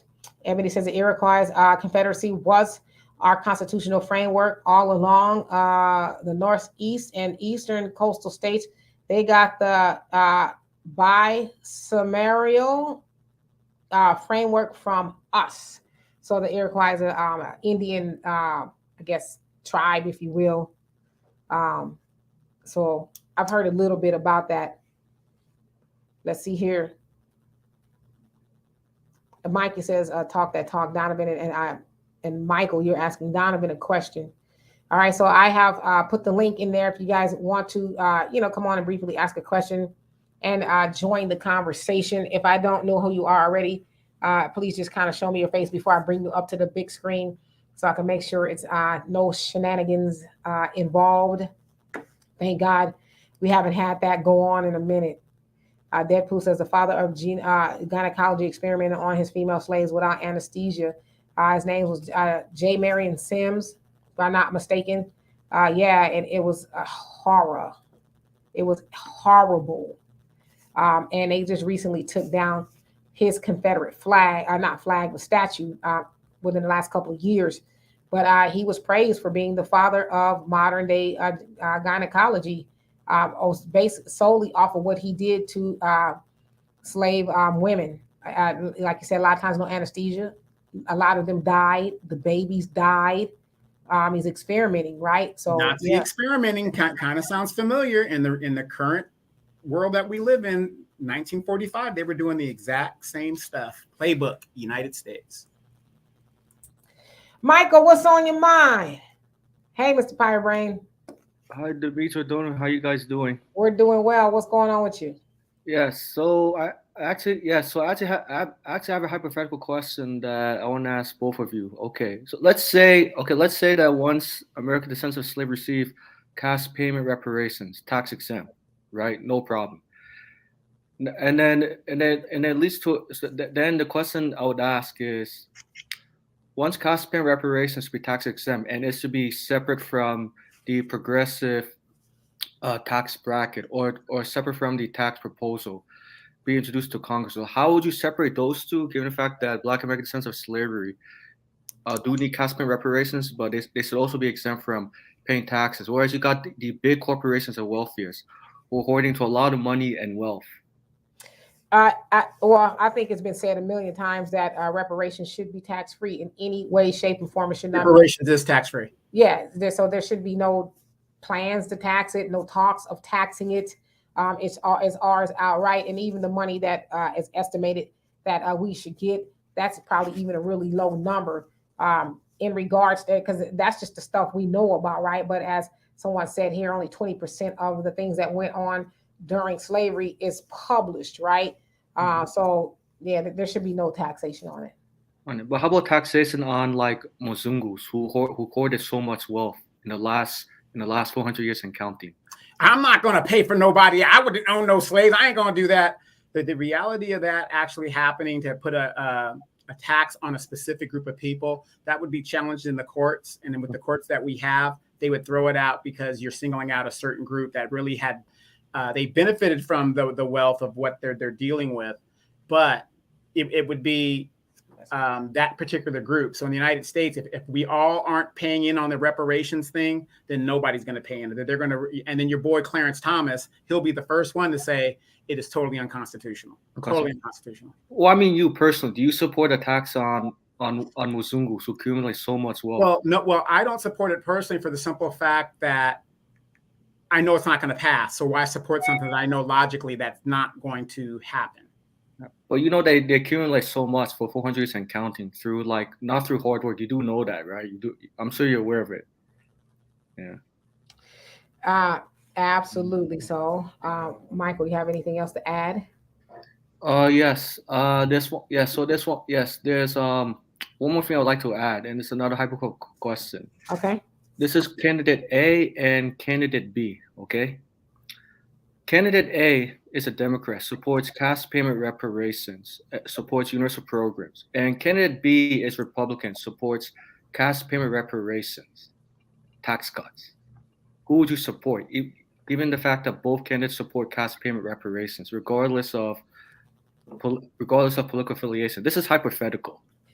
You'd have to do, I guess, a process of elimination. If they both support reparation, you have to see what other policies they champion, or what other things they have done. So you'd have to kind of weigh their whole history, especially if they have a history to run on, per se. If they're new or whatever, then I don't know. But you just have to weigh their platform. All right, I'll make it clear. Okay, the candidate A, who's a Democrat, supports cash payment reparations, supports tuition debt-free public education and advanced vocational training, Medicare for all, removal of qualified immunity, cash payment reparations, anti-Black hate crime legislation. Whereas candidate B, who is Republican, supports tax cuts for the big corporations and the wealthiest. In addition to cash payment reparations. I think that's it's a leading question, if you will. It's a loaded question. It's I'm trying to think of the word we use in sales. It's a different name for leading. I mean, you've put all of the, how can I say no, how can I say no to A, right? So come on, Mr. Pirate Brain. Yes, I would like to answer that question. First of all, I would vote for the Republican, because the Democrats have had 4 years to pay reparations. Now they want to promise it right before the next election, and we know that they haven't kept their promises. So no, I wouldn't vote for them. That's exactly because what I was going to say. I wouldn't trust them to pay it. Yeah, that's exactly what I said. I said I will vote for the Republican and just try something different. The definition of insanity is what? Doing the same thing Doing the over same and over thing, again, expecting a different result. Yeah. So. Yeah. Absolutely. Yeah. All right. Well, Michael, I'm gonna let you go. I appreciate you for giving us a quiz. Yeah, I'm sorry you couldn't answer that question, Demetra. I know it sounds like a loaded question. I couldn't answer the question. It's that it was low. It was loaded. I mean, because I can't say that I would even answer it that way. If I would vote for the Republican, I'm one of those people. I want to be able to weigh everything. Because one thing my mama always told me, all that glitters is not gold. You know what I mean? You want to vet. What did Ronald Reagan say? Trust but verify. You want to go over that. That's how a lot of people get screwed by, just not looking at the fine print and all of that. So I'm one of those people. I like to give it a little bit more thought. But yeah, that was kind of a trick question that you threw out there. Yeah, it's funny because if you think about it, in the military, you hear about like when they try to recruit people to join the military, they say, "Oh, there's a $20,000 bonus. We'll give you $50,000 bonus, right?" So you're thinking, "Oh man, I'm coming in, I'm getting all this cash." It's over a certain amount of years. They're not going to give you all that money up front. They're not going to do it unless you're specially skilled, like a doctor or a lawyer or something like that. But if you're just an average Joe, no, they're going to give that money over a period of time. So this is like over the years, like over the years of the military service, basically. Mm-hmm.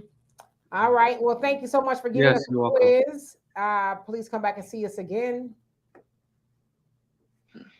Mr. Pirate Brain, what is on your mind?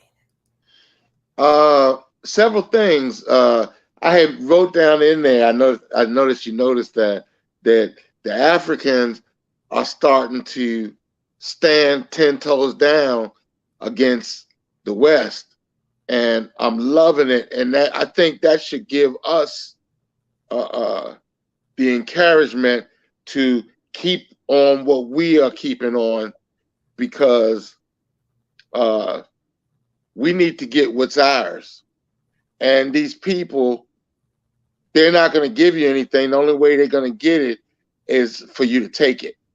That's the only way. They're bullies, and they don't believe in fairness. Right. They don't believe in it. So that's the only way.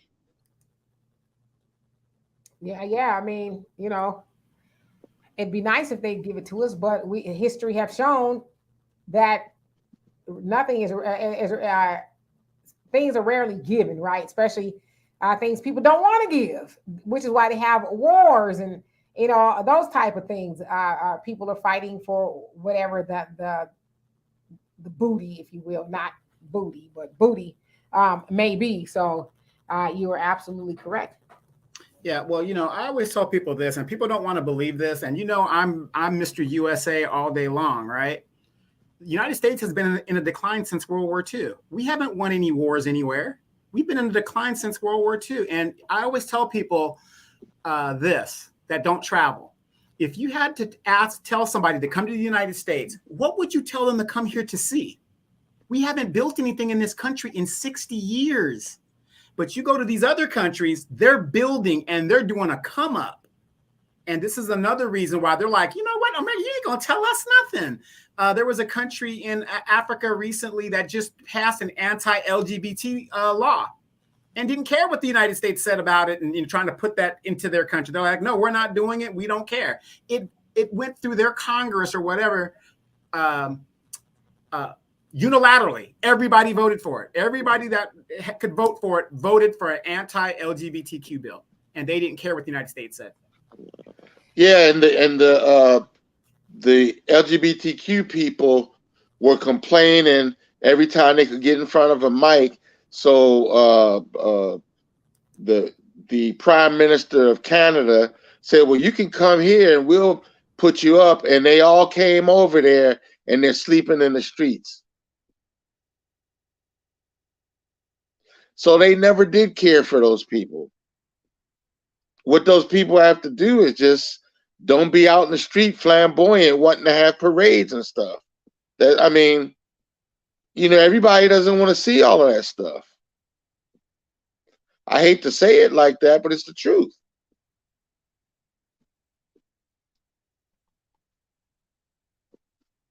Everybody got quiet. No, I was trying to unmute my mic. Sorry about that. I want to say, Jeanette. I'm make sure I say this. I was like, maybe I said something's gonna get you guys in trouble. Oh no.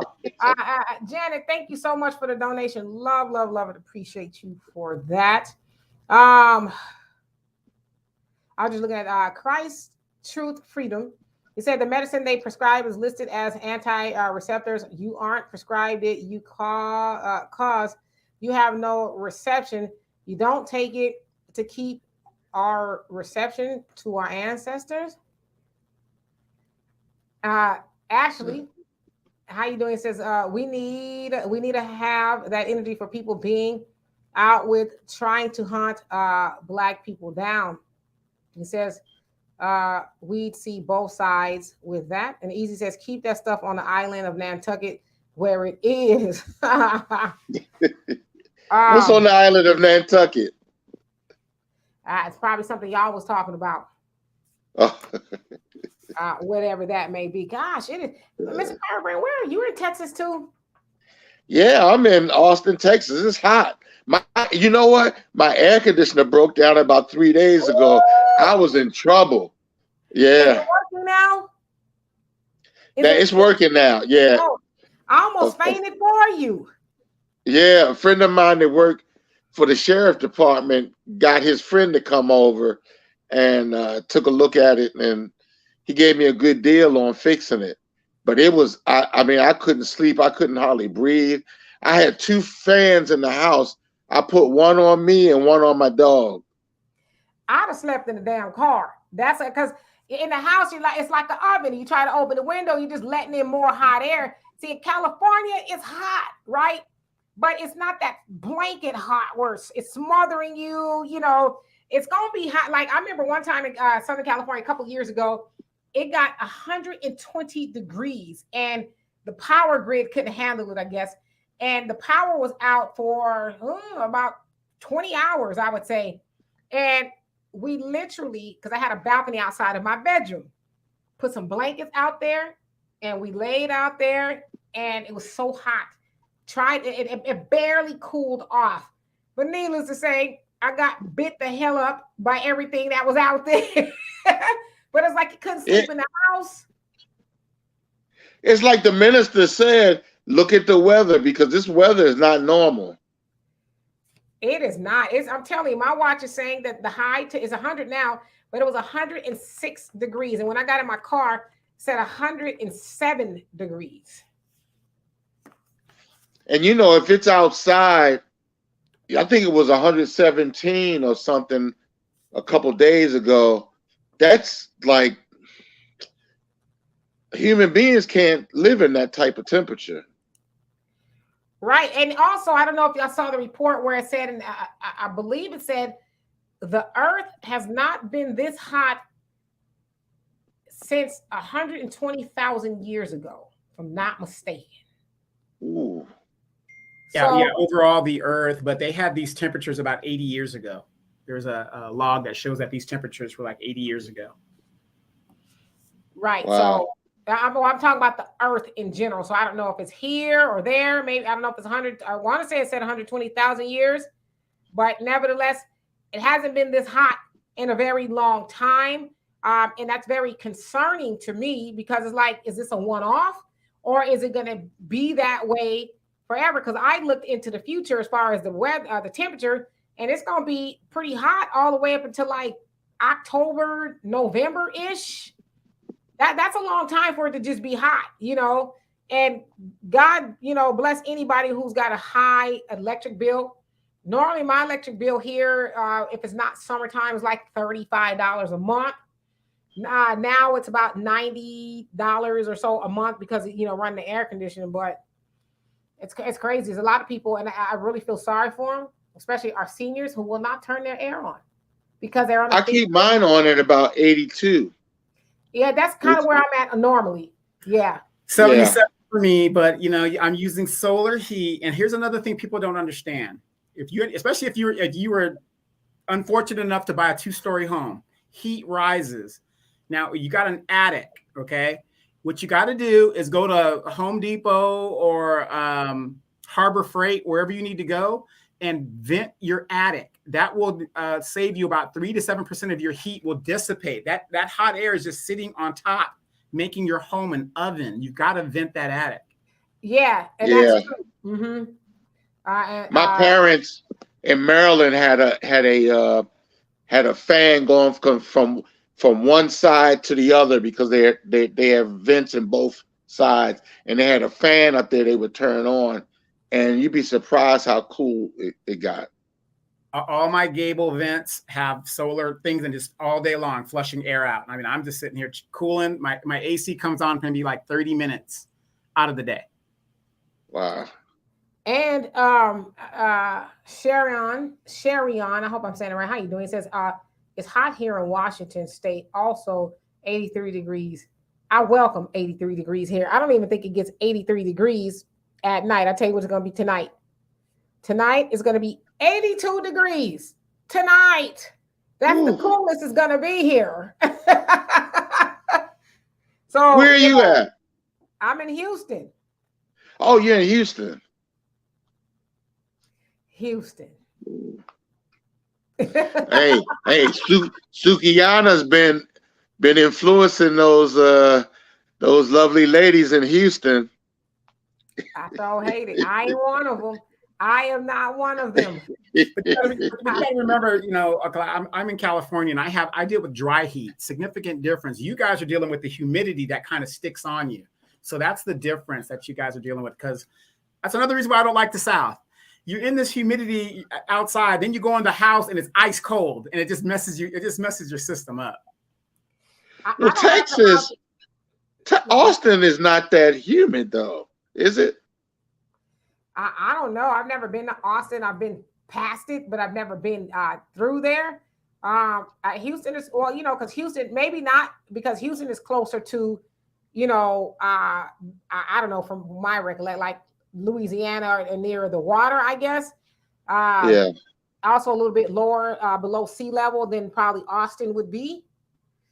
So yeah, it gets pretty humid here. It's bad. That, like, I love to wear my own hair out, you know, my afro or my own poof ball. I can't do that here. I cannot do it. It will just. But your hair looks lovely like that. I like it, but I like wearing my own hair, like brushing my own scalp, and you know, I'm one of those people who wash my hair once a week. I can't wash my hair once a week like this. It's a bummer, actually. All right, so let me skip on down in the comments section. Anita says the low here in Arizona is 97 degrees.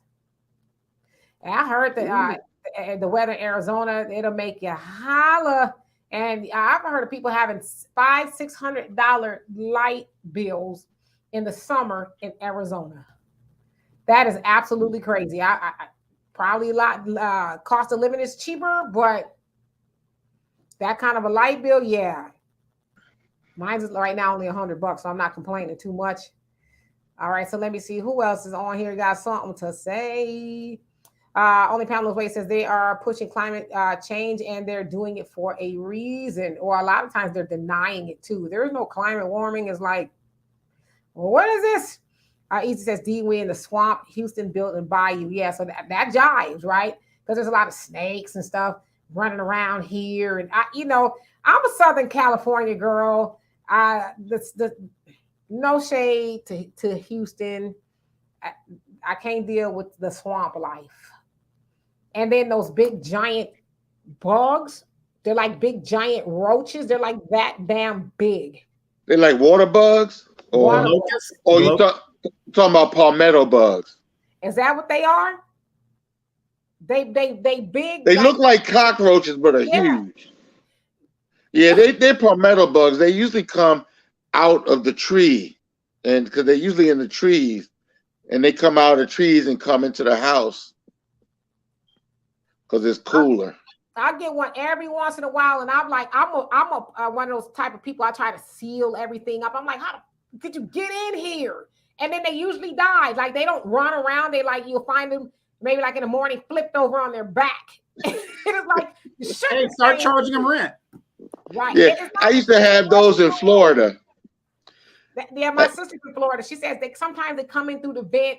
It's normal in the South. I'm like, that's normal in the South? Yeah, they're called palmetto bugs. They're in the roach family, but not really like the roaches. You see, what those little small roaches, those skinny ones, those small ones. They call tree roaches, right? What, the palmetto ones? Yeah, the tree roach. I guess you call them that. I don't know. That's what I heard. They call them tree roaches. The ones we were just talking about? Yeah, he said they hide in the trees. Yeah, they're palmetto bugs. Because you know there's a place called Palmetto Highway there, and they're named after that. The palmetto bugs. Palmetto sounds too cute for what they really are. They roaches. And easy. When I first moved here, when I first moved here in 2013, I heard of the flying roaches. I was like, you got to be kidding me. Flying roaches? And we had those up in the DMV.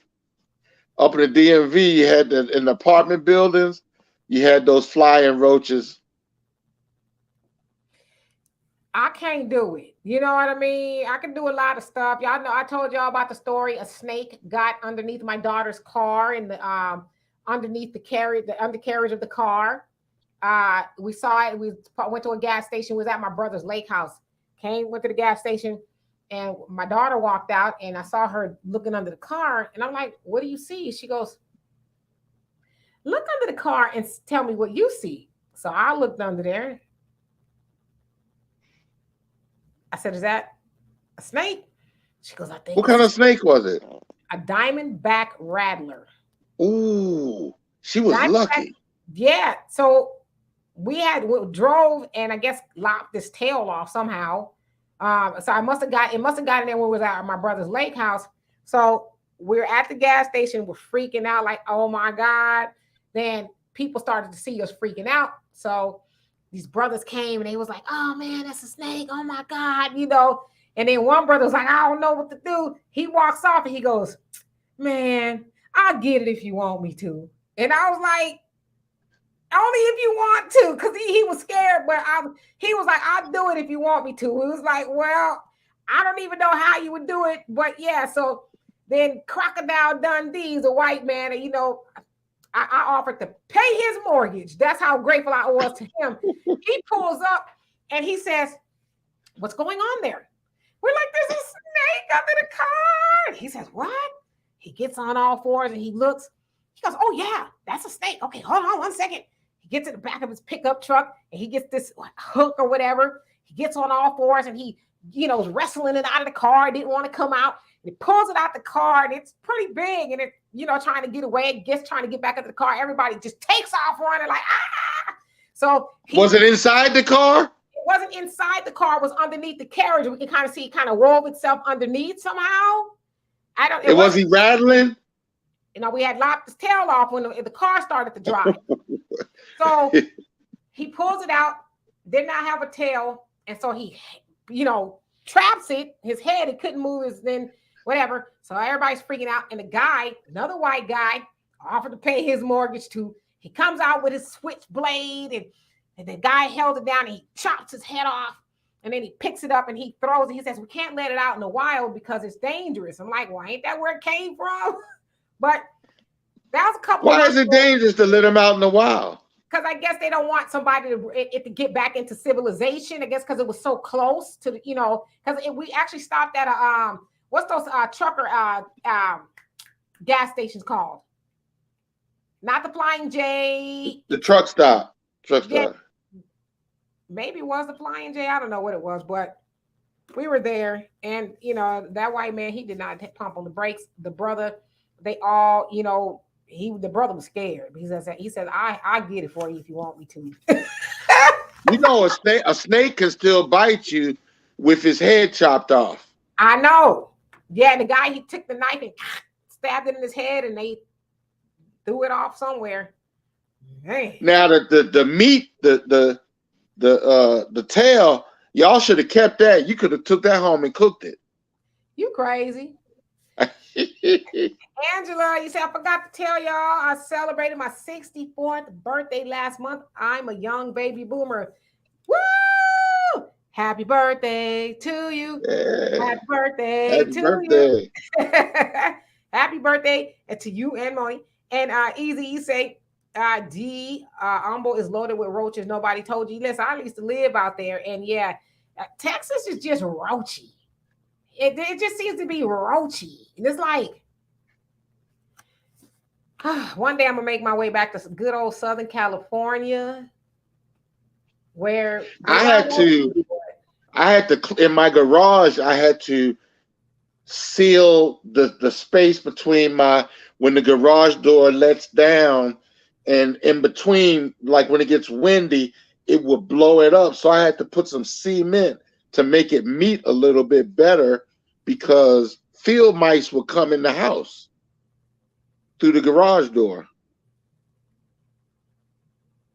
Yeah, so you gotta. I'm good at that, sealing up stuff. I'm really handy around the house, believe it or not. I just because when I own my home in California, there's certain, as a homeowner, you just gotta do stuff, right? So I learned how to do a lot of things. My daughter and I, we can repair windows, broken windows, and so I'm pretty handy.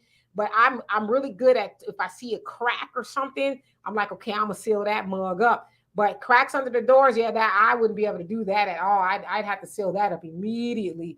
But my neighbors, they have cats, so I don't like cats, but I'm grateful that they're there, because snakes don't like cats, and cats don't like them, and all the other stuff that may be lurking. So do your thing, cats. Yeah, it's a shame you don't like them, because you can let them come in your house every once in a while, and they'll make sure there's no mice. I ain't the mice won't. There's only, shut up, Demetra, but ain't gonna be no cats in my house. Samantha, how you do? He says, wait, I'll tap back in when I'm done eating. Y'all messing me up. I'm sorry. Okay, we're gonna change the subject. What else y'all want to talk about? We got a couple of more minutes on here. Yeah, what else is on your mind?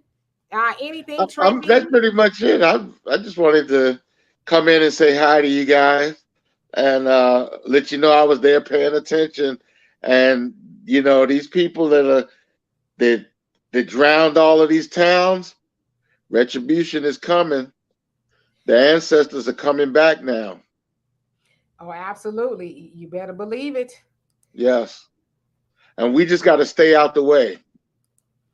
That's all. Virgo says, oh my God, the first time I saw a flying roach was when I was in boot camp at Lake Lanier Air Force Base. Scared the hell out of me. Yeah,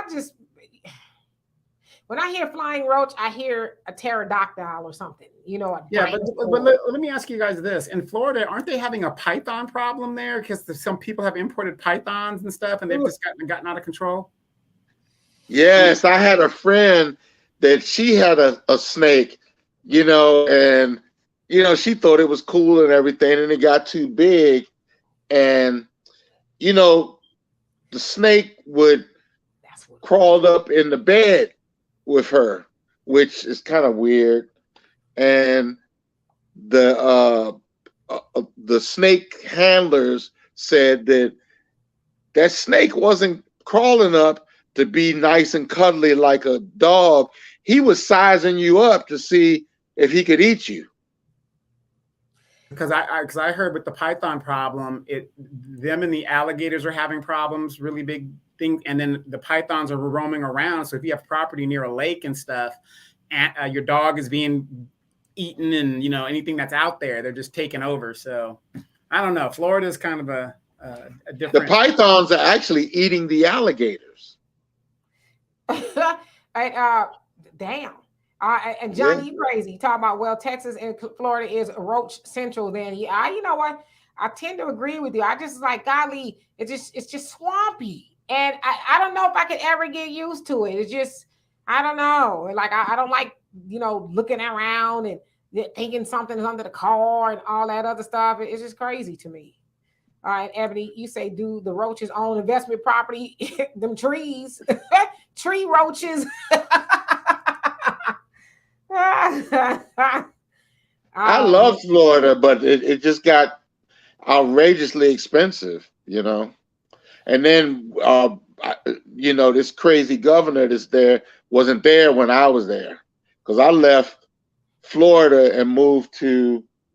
Oh, it's raining outside now. I moved to Texas in 2004, and that governor that they got now is crazy.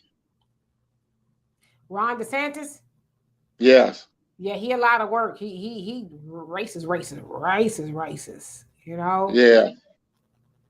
He's a Um. special kind of racist. Right. To say the least. Right.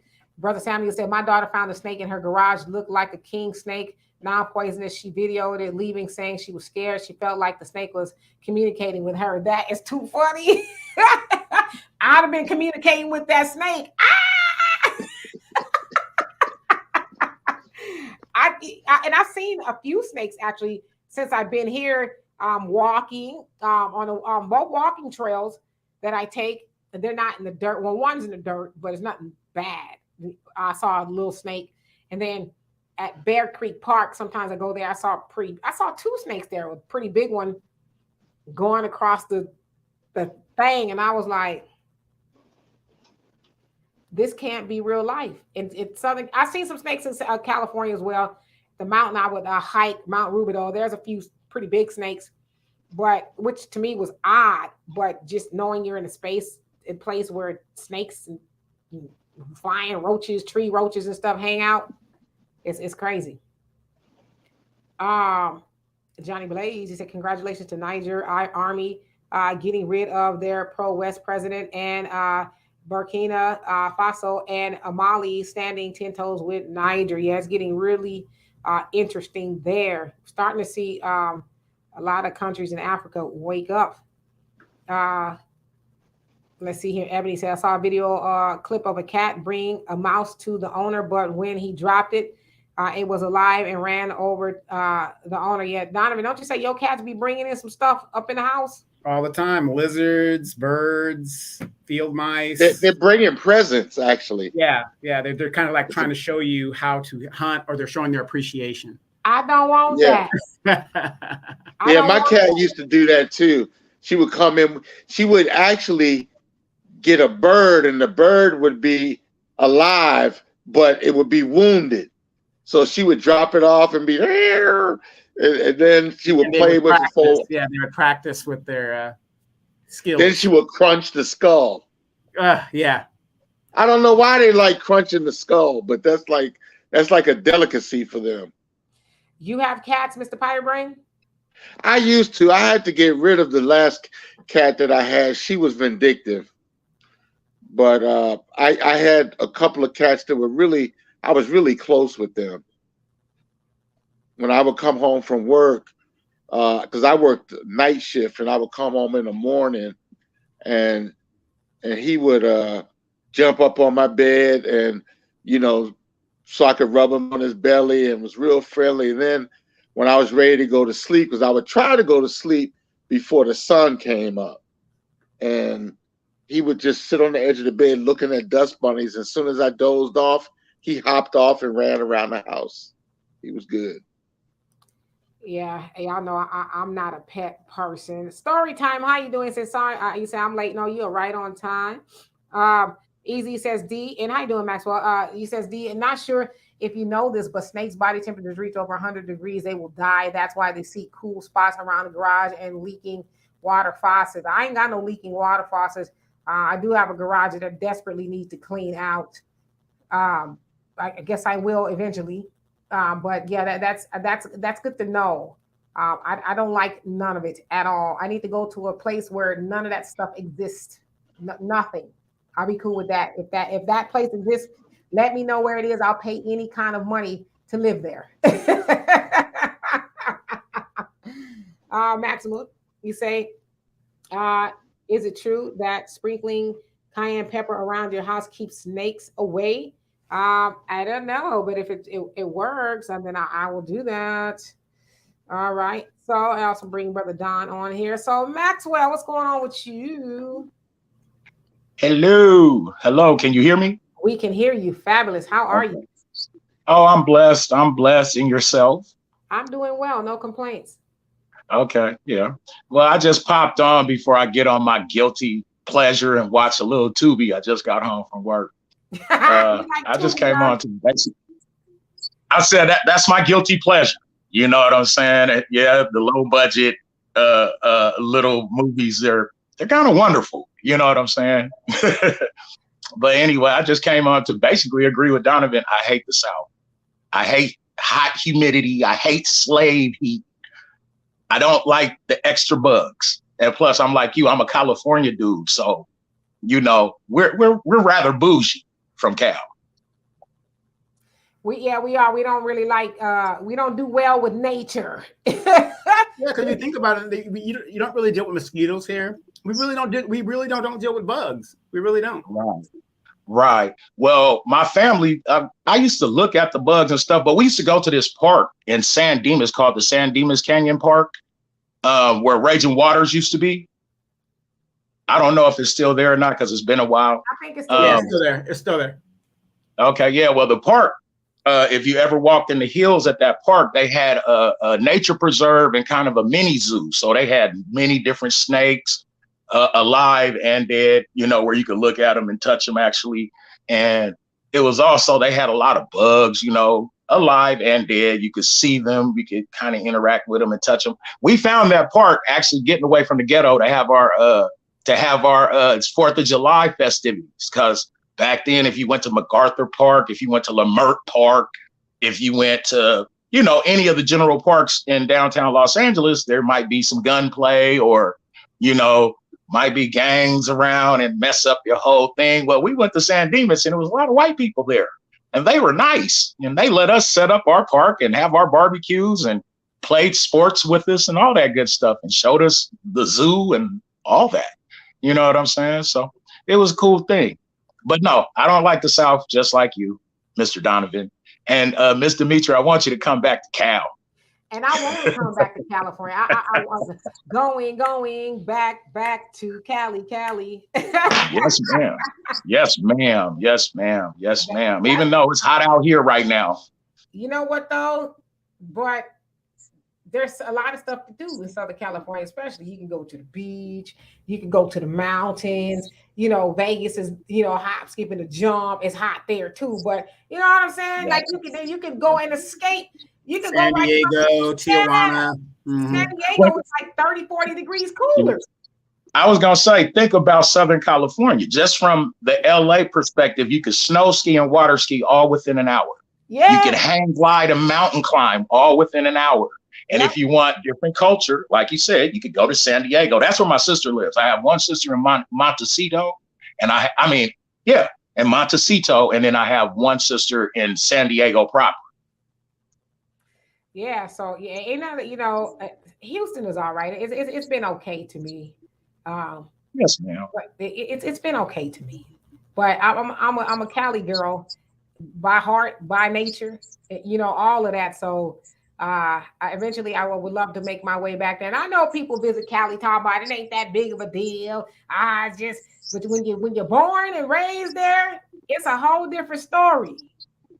Yes, ma'am. And it's weird because when you go to other places, and I'll just use me for an example. I'm from Compton, and then we moved to Pomona. So for a long time, I was tired of Black people because I'm like, everywhere I went is Black folks. We don't have no different, you know, growing up as a kid is like, all I see is my people, which I love my people. You don't see no Black folks no more. Right. Now we wave at each other like we don't even know each other. Now it's like, hey. But yeah, but I was going to say, being from Cal, when you go to other places, because I wasn't in the military, but I'm a brat. So I've gone everywhere. So when you go other places, you kind of miss Cal because other places aren't quite like, you know, home. And and no shade to nowhere else. Because I know sometimes I get in trouble for that. Then go back home then. You know, if I complain about the thunder and lightning or whatever. And I'm not trying to shade Texas. It's a lovely place, But like you said, when you come in, regardless of where you're from, you're gonna be homesick, right? You're gonna miss home. Like for me, Right. I have nobody out here, just my daughter and myself. My whole family is in California. I got a sister in Florida, but I'm out here by myself with my daughter, so I get homesick. Excuse me, were you you went out there for like to buy property, or what made you leave, Miss? What made you leave, Miss K? I was lured out here. Ah. just like me, I was lured out here, and then the lure left me. Now, but I'm gonna tell you this. They might be related. I'm gonna tell you this. If I were a trucker, I would probably want to live down south, though. If I was in the trucking industry, I would probably want to live down south because you have so many connections to the East Coast and the top and bottom of the mountain. You're central, so you go east or west. So. Yeah, right. Yeah. Right. But I wouldn't be in the South ordinarily. My father's always, bring yourself back here. You ain't got nothing out there. Come bring yourself back. I'm like, Daddy, I will be back eventually. Trust me. I will be. See,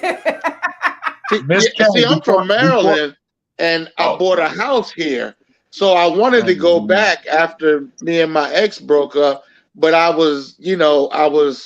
my house hadn't gone up as much in value as I wanted it to by that time. So now it's kind of better, and I'm thinking about moving back, but I've been kind of sick. Yeah, well, home is where the heart is, and if you want to be back home, then I like I'm right here right now. I'm just kind of biding my time, whatever. I'm gonna put y'all real quick. I'm just kind of here. But I know eventually I will go back to California. My whole family is in California, like I said, with the exception of my sister. She lives in Florida. I go to Florida, but I don't know if I want to live there because they got the same creatures there than we got here. They probably got more, so I don't know. When's the last time you've been to California? Last month. Oh, okay. I go a couple times a year. I'm gonna go again at the end of this month. I'm actually meeting this guy here in the middle, and we're gonna take a vacation. He and my daughter, we're gonna go overseas for about a week or so. But I'm gonna spend some time. Oh, y'all do a lot of travel. Where do you live, Donovan? I am in Riverside, California. Oh, okay. Yeah, I retired by the Air Force Base. So most military people, we retire near where we live, where we retired. Right, right. So yeah, but I'm from here too, so I'm an original. You crazy, Easy.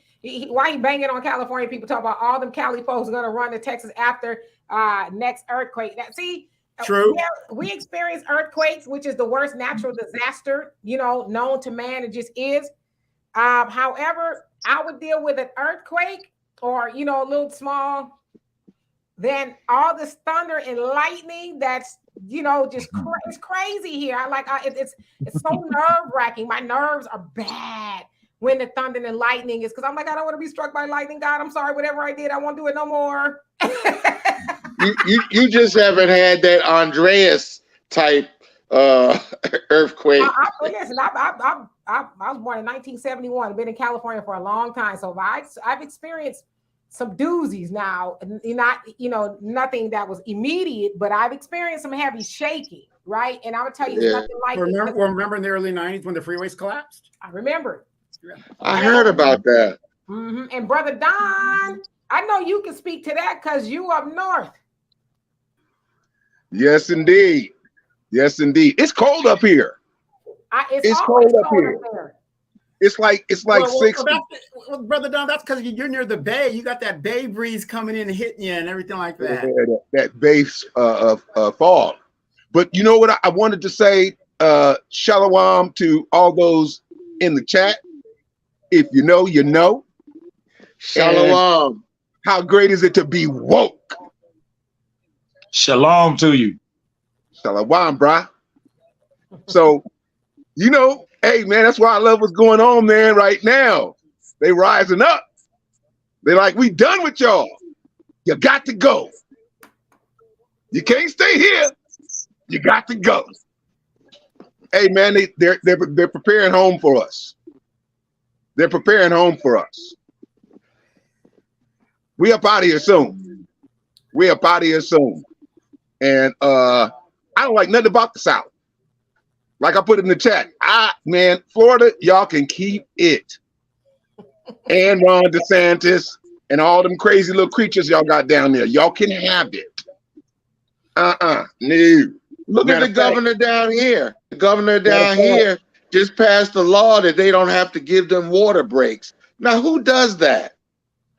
That's boy, I tell you I like the beast is eating itself. Oh yeah. The beast is eating itself, like the serpent that eats its tail. That's America, or Babylon, or Babylon as it's known. But yeah, I'm just watching it all fall apart. I'm like, you know what? I'm out of here anyway. I'm out of here. I'm trying to get out of here by the end of the year. We're just Where trying you going? Kenya. Man, good for you. Good for you. Eventually, I will find myself to the motherland. Eventually, but right now, you know, I got to make it do what it do here. Donovan, Brother Samuel, I have a question for you. Says, so you answered it. I'm gonna put it up here. So Brother Samuel says, question for Brother Donovan. Of all the women from California, I've noticed something about them through the years. I won't mention. Could you break down the difference between California women and those in the South? All right. So, Brother Donovan. I will say this and be truthful about it real quick. I'll be truthful about it. Delusional. No, well, one thing I can say about women in the South, they are more family oriented, because in the South, people cling more to their families and they stay in their communities more. So they are more family oriented in the group of being around their families, their uncles and aunts. They stay there. California chicks are more independently moving. They want to do their own thing. They want to do this. They want to have theirs and do that. But these women, man, if you ain't got the money out here, you can forget it. They will grind your bones until it is dust. Simple as that. Well, speaking of, I'm a California girl, okay? It's not that we gonna grind your bones. Anybody who lives in California, anywhere in California now, you know you can't just be out there just being cute. You know you got to get out there. I don't care if you're a man or a woman. If you want out, hell, most places to pay rent, it's very expensive, right? So you can't just be, I'm just fair to middling. It's everything. Because in the South, you can do that, right? South is a little bit easier to live. But in California, shit, you got to hustle. So yeah, women, I would say this in no shade. And I know there's a lot of women in the South that are ambitious and they hustlers too. But women from California, yeah, we hustlers. We're very ambitious. Oh, that's cool. I like that there. But how about we work harder to get that? Right? Yeah, what I mean by grind bones, what I mean by that is their expectation of their man. Oh, you got to come with it. There ain't no half stepping here. There ain't no half stepping. And no shade. And I will say this. I have dated. Hey, baby. I've dated a man or two What's from wrong? the South. And it's quite different. I'm gonna put him on mute. He having he cupcaking in the background. I will say this: I've dated men from the South, okay, and they are a lot different than men from California. And I don't know. I just think, just for me, and it could be ignorant, I noticed the culture in the South, it is more family oriented. It's more easygoing. I'm gonna go to work. I got my stuff together at the house. I don't really, need to be hustling and grinding because the living is a lot easier here. But men in California, they bout it. Y'all see my brother. Yeah, y'all please don't mention no more businesses on the Wednesday show to him, because what he gonna do is go out there and create a business. This Negro has a whole full-fledged candle business out of a conversation we had on Wealth Wednesdays. I kid you not. He's like, oh, it's doing great. He says, I'm gonna start a candle business, so don't mention no more businesses to him. But most men I know, my dad is the same way. Most men I know that from California, Donovan, he's retired, but this Negro was always doing something. He's building and tearing down and, making this and that. So I don't know. It's just different. So, but I like Southern men now. Don't get me wrong. I like Southern men. I just don't think Southern men like California girls too much. I will say that. You know, when you talked about your brother making a candle business, I thought about when I was younger. I used to love making candles. I bought the wax. I bought different colored crayons, and I would melt it all in the wax. And I bought the wicks and would make the candles. And then I would have a set a table outside and sell lemonade and candles. That's when I was a kid. Yeah, you know, and I'm one of those people. And hello to everybody that came on here. We're gonna be on here about another 5 minutes or so. I am one of those people. I love men. Bye, brother Maxwell. I love men who are industrious, who, you know, I'm getting after it. I'm about it. I do. You know, it's something about it because my father is that type of man. So you know, and my stepfather too. They was entrepreneurs and, you know, all kind of stuff. So I'm used to seeing that example in a man, not necessarily used to a man that just likes to watch TV, right? And he'll go work and he'll watch TV, which is fine, but it's like, that's all you want to do? So you don't want to do nothing else? You know? Yeah. As a Northern Cali, oh, it's straight up. Listen, you want something, you got to start early in life, and you got to get it out the mud. I was a W-2 at 14 years old. Okay. And the other thing you find as a black man is very difficult if you haven't connected yourself with this government in a way whereby you can have a flourishing career. And what do I mean by that?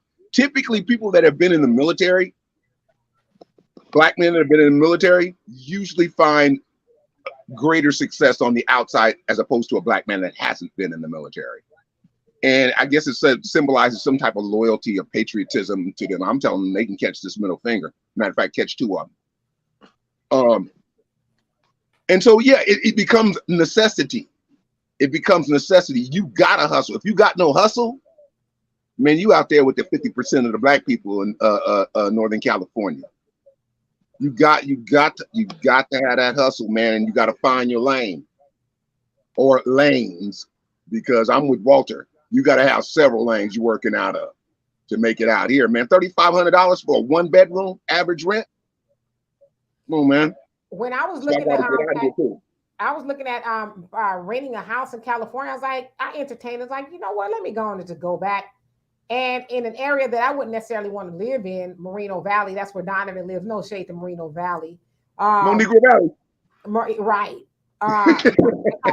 They call it Murder Valley. A house, because I need to have a house. I can't be in an apartment. I just can't be, no shade to apartments, but because I work from home and I got a big mouth and I do a lot of content and, you know, things and other stuff that I do. I have to have a house. So I looking at a house. I said, I know y'all don't want no $7,200 to rent this house. I think it was 4 bedrooms, 2 bathrooms. I was like, you crazy as hell. I'm gonna give you $7,200? Yeah. And they want you to wash their dog once a month. Shit. I'm from the DMV, so it's expensive out there, you know. Mm-hmm. Well, I just want to clarify. We were known as Murder Valley because gentrification was happening in LA, and the Negroes were coming from LA over here. Oh God. So yeah. From Inglewood, after they built that stadium. Right. Even before then, they was, you know, kind of migrating toward that area. But you know, it's all love wherever I go. It is, you know, just I'm a California person by heart, and I wouldn't have been in the South if I didn't have a reason to come here. Y'all, you know, I think most of y'all know my story. This is my second time being in Texas. The first time I was lured by my then husband. We were married for 10 months. We were together a lot longer than that, but 10 months, that's how long the marriage lasted. He was a truck driver, which is why I always talk crap about truck drivers. I remember I heard your story when you told it online here. Yeah. You remember when I told what happened the last time? Were you on here then? I've been on here for a while. Yeah. But I don't. So you can retell me if you want. All right, I give y'all the surface story. So the first time I was in Humble, Texas, when I say never, if I closed my eyes and pointed to the map, I wouldn't have picked Humble blindfolded, okay? And I tell you, there ain't nothing in Humble, nothing. Except for weed. Man, when I tell y'all, and nice people, that's how I learned what tree roaches were. Because, we used to I did live in an apartment there, hated it. But the manager, we called her a tree roach because she was a tall white lady. And, my ex-husband at the time was like, she looked like a tree roach. So we would call her a tree roach. But I met people there that had never even left too far out of Humble. There was a mall, Deerbrook Mall is what it's called, not too far from where I lived. And some people I talked to never even been to that mall. I was so like, what? When I was living there, mind you, again, my ex-husband was a truck driver. I have to spit that out my mouth real quick. He was a truck driver, so he was never home. Like, he was trekking all over the country. So anyway, I got to know the people in the complex. I'm a smart chick. So one day our hot water had went out and it was the weekend. So I'm like, let me call the maintenance after hours number. They didn't answer. So I got to talking to the people that lived in my area that didn't have the hot water. It's like, oh, they say it's normal. They say hot water is a luxury. I said, huh? Who told you hot water was a luxury? And they said Tree Roach told them. I said, okay, cool, bet. I'm with it. So first thing Monday morning, I went in there. I said, did you tell those people hot water was a luxury? She looked at me because she know I wasn't no average Negro. And, shout out to Farrakhan. He said, I'm not your average Negro. And so she looked at me. I said, you said hot water was a luxury. And she says, well, and I'm looking at it because she knew I knew the truth. I said, well, part of the renters' rights of Texas, hot water is not a luxury. I said, so why did you tell them that? And I said, well, scratch all that. We ain't have no hot water, or we gonna have to heat up water on the stove, to take baths and all this other stuff. And I said, we need some hot water. We need it immediately. And I tell you that we never ran out of hot water again from that point. But she told them that because she knew they wouldn't even Google to see if it was true. Now, I met the owner of that building, and he actually lived in Texas and California. So he's bi-coastal, right? He's a bigot. But he always tread lightly when it came to me. He was real nice. He was respectful because he's like, okay, she ain't she ain't from around here type of thing. I was like, yeah, I'm from California too. So anyway, back to this douchebag, my ex-husband. So anyway, I go out there with him as he got hired out there at some trucking company, never home, tricking off. And so he was like, let's get married. I was like, no, I don't want to do that because I didn't see myself really hanging out for too long. But anyway, I said, okay, well, maybe he'll change. We got married, and he like cheated even more. It was just like bad. It was bad. When I tell you it was bad, it was like, damn. But mind you, while he was gone, the neighbors, they knew he was gone. It was like, hey, how you doing? Oh, I see he gone all the time. One brother was trying to invite me because I would go walking around the neighborhood and working out. He would say, come to the gym with me. I said, that's very nice, but I'm married. I know, but he ain't never home. I'm like, damn, how you know all that? Nevertheless, when I had enough, my sister took her Christmas break. This is story time now, y'all. My sister took her Christmas break because I was going. When I say I was going through it, then I'm gonna write a book, but I'm giving y'all the excerpts. And then I found out the Negro was smoking crack. I was Your like, husband. Yeah, my ex. Your ex-husband. I found out he was smoking crack. And I said, that makes sense. When all the pieces of the puzzle starts to come together, it's like, aha, that's okay, you're a crackhead. I get it. So when I found out, he's like, oh, I'm sorry, I'm going to change it. Yeah, no, you ain't going to change it. My daughter had came to visit because she was living in California. And my daughter, when I dropped off at the airport, she got out the car. She says, if you ain't following behind me in the next couple of months, she says, don't you ever speak to me again. Because she saw the horrors that I was going through with him. I said, don't worry, baby girl. I'm going to be right behind you. My sister called me. She says, I'm flying down there on my Christmas break. We getting in that car, gas it up. We're getting the oil change, the tires, kick all the tires. And I'm driving you back to California. She says, I will not leave you there. I mean, it was, I tell you, it was bad. It was really bad. Oh, you were in Texas when this was going on. Texas, and he was all over the road. He just, all kind of stuff. So we drove back, and that's how I ended up back in California. So 3 years, he was still trying to get back with a girl. I was like, man, gone some damn where. Anyway, I got myself together, lost a bunch of weight, just in shape. I was in shape. I'm getting back there, by the way. Like Oprah Winfrey when she got skinny. Not that bad. I ain't gonna get that skinny no more. Nevertheless, 3 years later, minding my happy Black business, and somebody Watusi's themselves in my inbox, minding my business, and I wasn't even looking for a relationship. He kept on, hey, here's my number. We ain't gonna give me a call. So one day I did, and from that point it was a whirlwind, relationship. We spent 6 years together. I ended up, because he's in Texas, I ended up saying, all right, I'm gonna move to Texas from California. He had not young children, but school age children. They're still in school. Said, well, it doesn't make any sense for you to move because I don't want you to be away from your children. So that's how I ended up moving. My daughter was going to stay in California, but he insisted that she come along too, which is how she's in Texas, because my daughter ain't trying to be here. She in California once a month at least. So that's how she ended up here. Nevertheless, he started to get attention from somewhere else, and that's why I'm here. So trust me. When I tell y'all, Lord, your story is worse than I thought mine was bad. I'm sorry. When I tell y'all that the way I got done dirty, when I tell y'all when you hear Dulo, you get done dirt. I got done. It is pretty effed up how I got done double dirty. Oh man, and I say the last time was worse because he knew what I went through when I was here before. You know what I mean?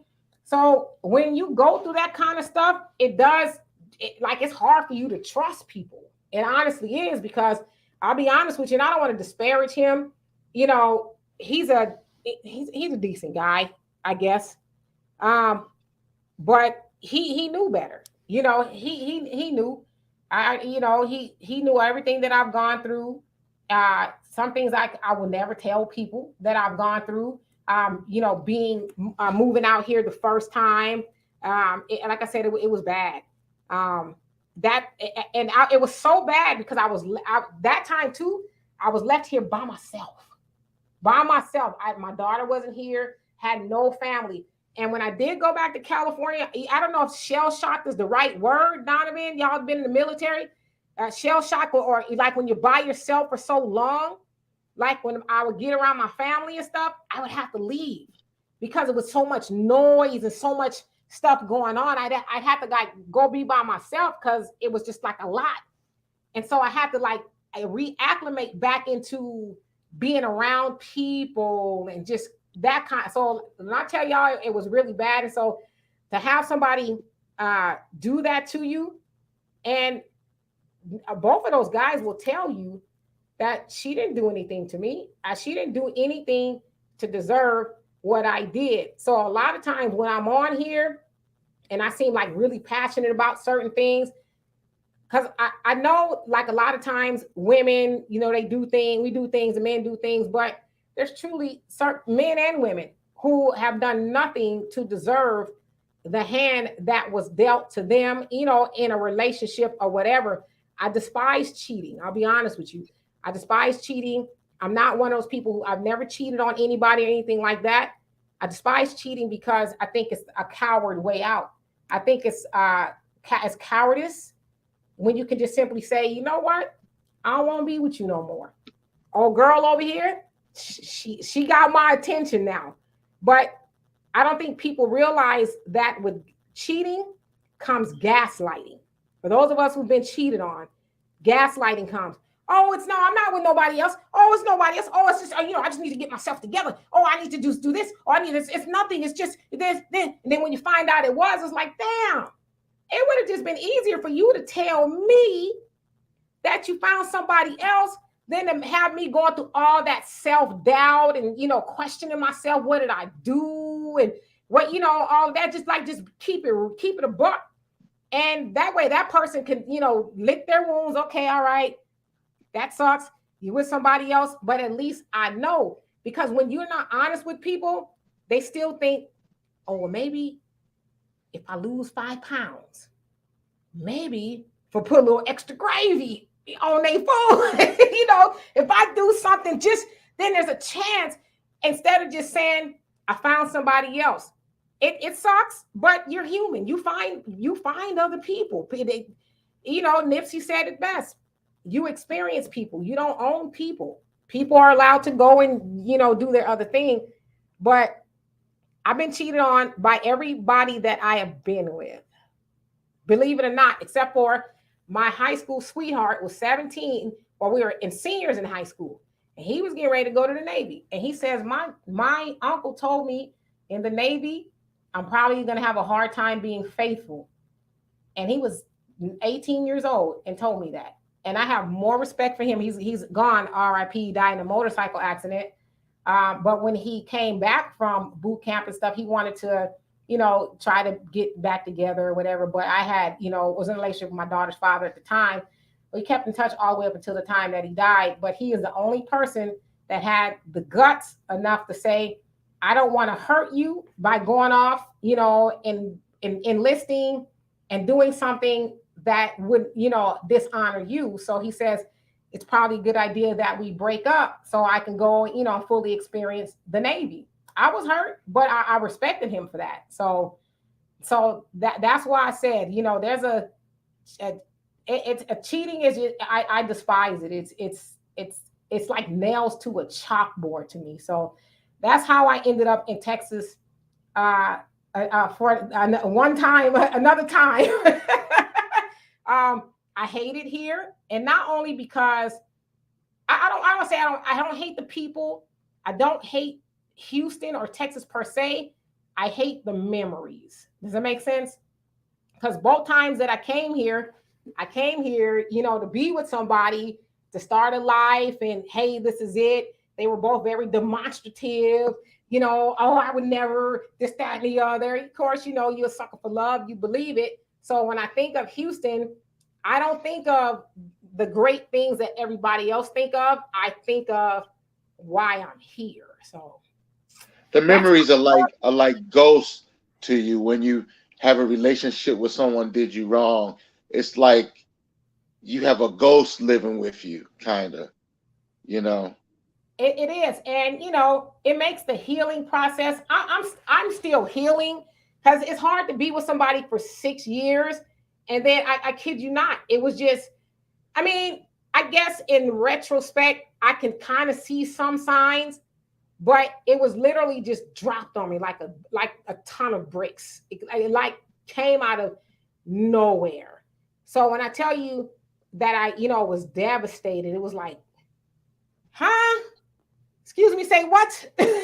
Luckily, I'm not too much the violent type of person, because I've been giving this interview from cell block H somewhere. You know what I mean? But Jesus.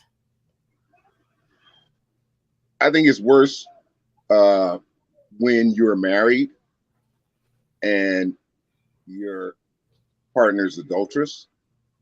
Because now, mind you, I've never been married, but marriage says, okay, I'm done with everyone else. I'm done. You're the one I'm thinking about. You're the one I'm going to be with. That's what it really is. It's to me, it's a declaration of I'm done. So that's why I think the betrayal is so much more when you're married as opposed to when you're boyfriend and girlfriend. But even fiance, even a fiance, the betrothal period, that's like you've committed already there. At least in our culture, we were engaged.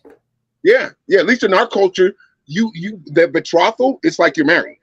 You just need to go through the ceremony. And I can't even fathom that. I just can't. I can't, because I'm an emotional person too, so you know I could. I see one of. I can't even stand to see one of my friends hurt like that. You know. So anyway, it is. let me. It's actually worse than a death, Ooh, you ain't because lying. You are not when the lying. person dies, at least they're gone, you know. But when the person's alive, it's a terrible feeling. Yeah, and then the other part about being cheated on is the person that does the cheating. It's like, it's no big deal. I've been told, pick up the pieces, whoopee the F do. So what? You'll get over it. And it's like, God, when I tell you And that you still won't take my advice. You still won't take it. what's that? Whoop-de-doo, you'll get Pick up the piece. Just pick up the pieces. It's like, huh?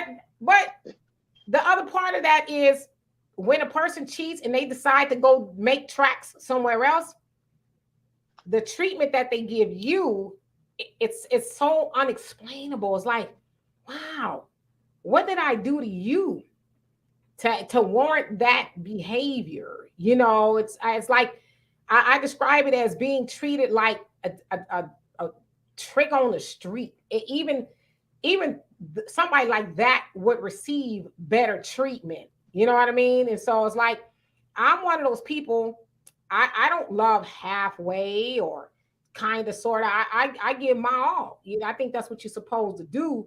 So then when somebody discards you in that way, it's horrifying and it's traumatic. And I'll tell you, the last time I went to therapy like once or twice in my life. But the last time I had to get therapy because I could not, I was stuck. Like I would come on here, I would do my job and stuff like that. But then after, working and stuff, I was just stuck. It was just like being in a coma, kind of with your eyes open and stuff. You're cognizant of things, but it was the rumination of what happened. What did I know do? the feeling. I know exactly. And it's like you would give anything to have a peaceful night of sleep. Like you don't know what peace is like until you don't have it anymore. And especially, like a lot of times people say, well, don't take things personally. You shouldn't. And they say, well, you're responsible for how you feel. I agree with that. But I think we don't put some of the blame where the blame is due. That person wouldn't feel that way if you were just a little bit more forthcoming or, whatever, not engaging in the cheating behavior. And then once you do that, because it's almost like I liken it to a person, they find that they get a new toy, you have an old toy, it was all trusty and you were with that toy and you loved it to death. And then you get a new toy and it's like, beat it, old toy. That the old toy is under the bed. It's at the bottom of the toy box. And you almost despise the old toy. And it's like, golly. Did you ever get the feeling where you were laying in the bed and you were in between sleep and it felt like you felt somebody turn over in the bed? You know how like when you share a bed with a person, they turn over or they move around a little bit in the bed. Did you ever feel that feeling after you broke up? You mean like so they weren't really there? But they weren't there. Yeah. But you were so accustomed to them being there. Yeah. And you got to remember too, when, I don't like to say that we broke up because I didn't break up with him. He cheated on me and left is what he did. Right. He, basically told me, after you kick rocks type of stuff. Right. So mind you, when we broke up, I moved into, my own house with my daughter. That was an undertaking. It cost me about $10,000 to do that, to move, deposit on a house and, just to furnish and just, get back up and running. So my first night that, because we were in the house until we moved, I was in the house by myself, in a place by myself, where I have no family. I've met some people along the way that are really great, to me and stuff. But I'm away from my circle of influence, my family. The ones that love you. I got a lot of nieces, little nieces, baby nieces and nephews and stuff. That when I moved from California, I was really close with them. They love their Tia. They love their Dee Dee. They love me, and so I missed them as babies growing up, and I see them and stuff, FaceTime and all that. But it's nothing like being there. My mom, she's no longer here, so in a sense, I became the matriarch of our family. So moving from that was devastating, and it still kind of is to me. That's why I always talk about moving back to Southern California, because I have a lot of family there. They need me, I need them. But removing me out of the picture, that was devastating. I had just rented a studio for us to go to do our show, all this stuff, and she's talking about I'm leaving. But Hector died. That was the guy that owned the studio. He died. Well, no, he didn't own it, but he was a technician in there. Yeah.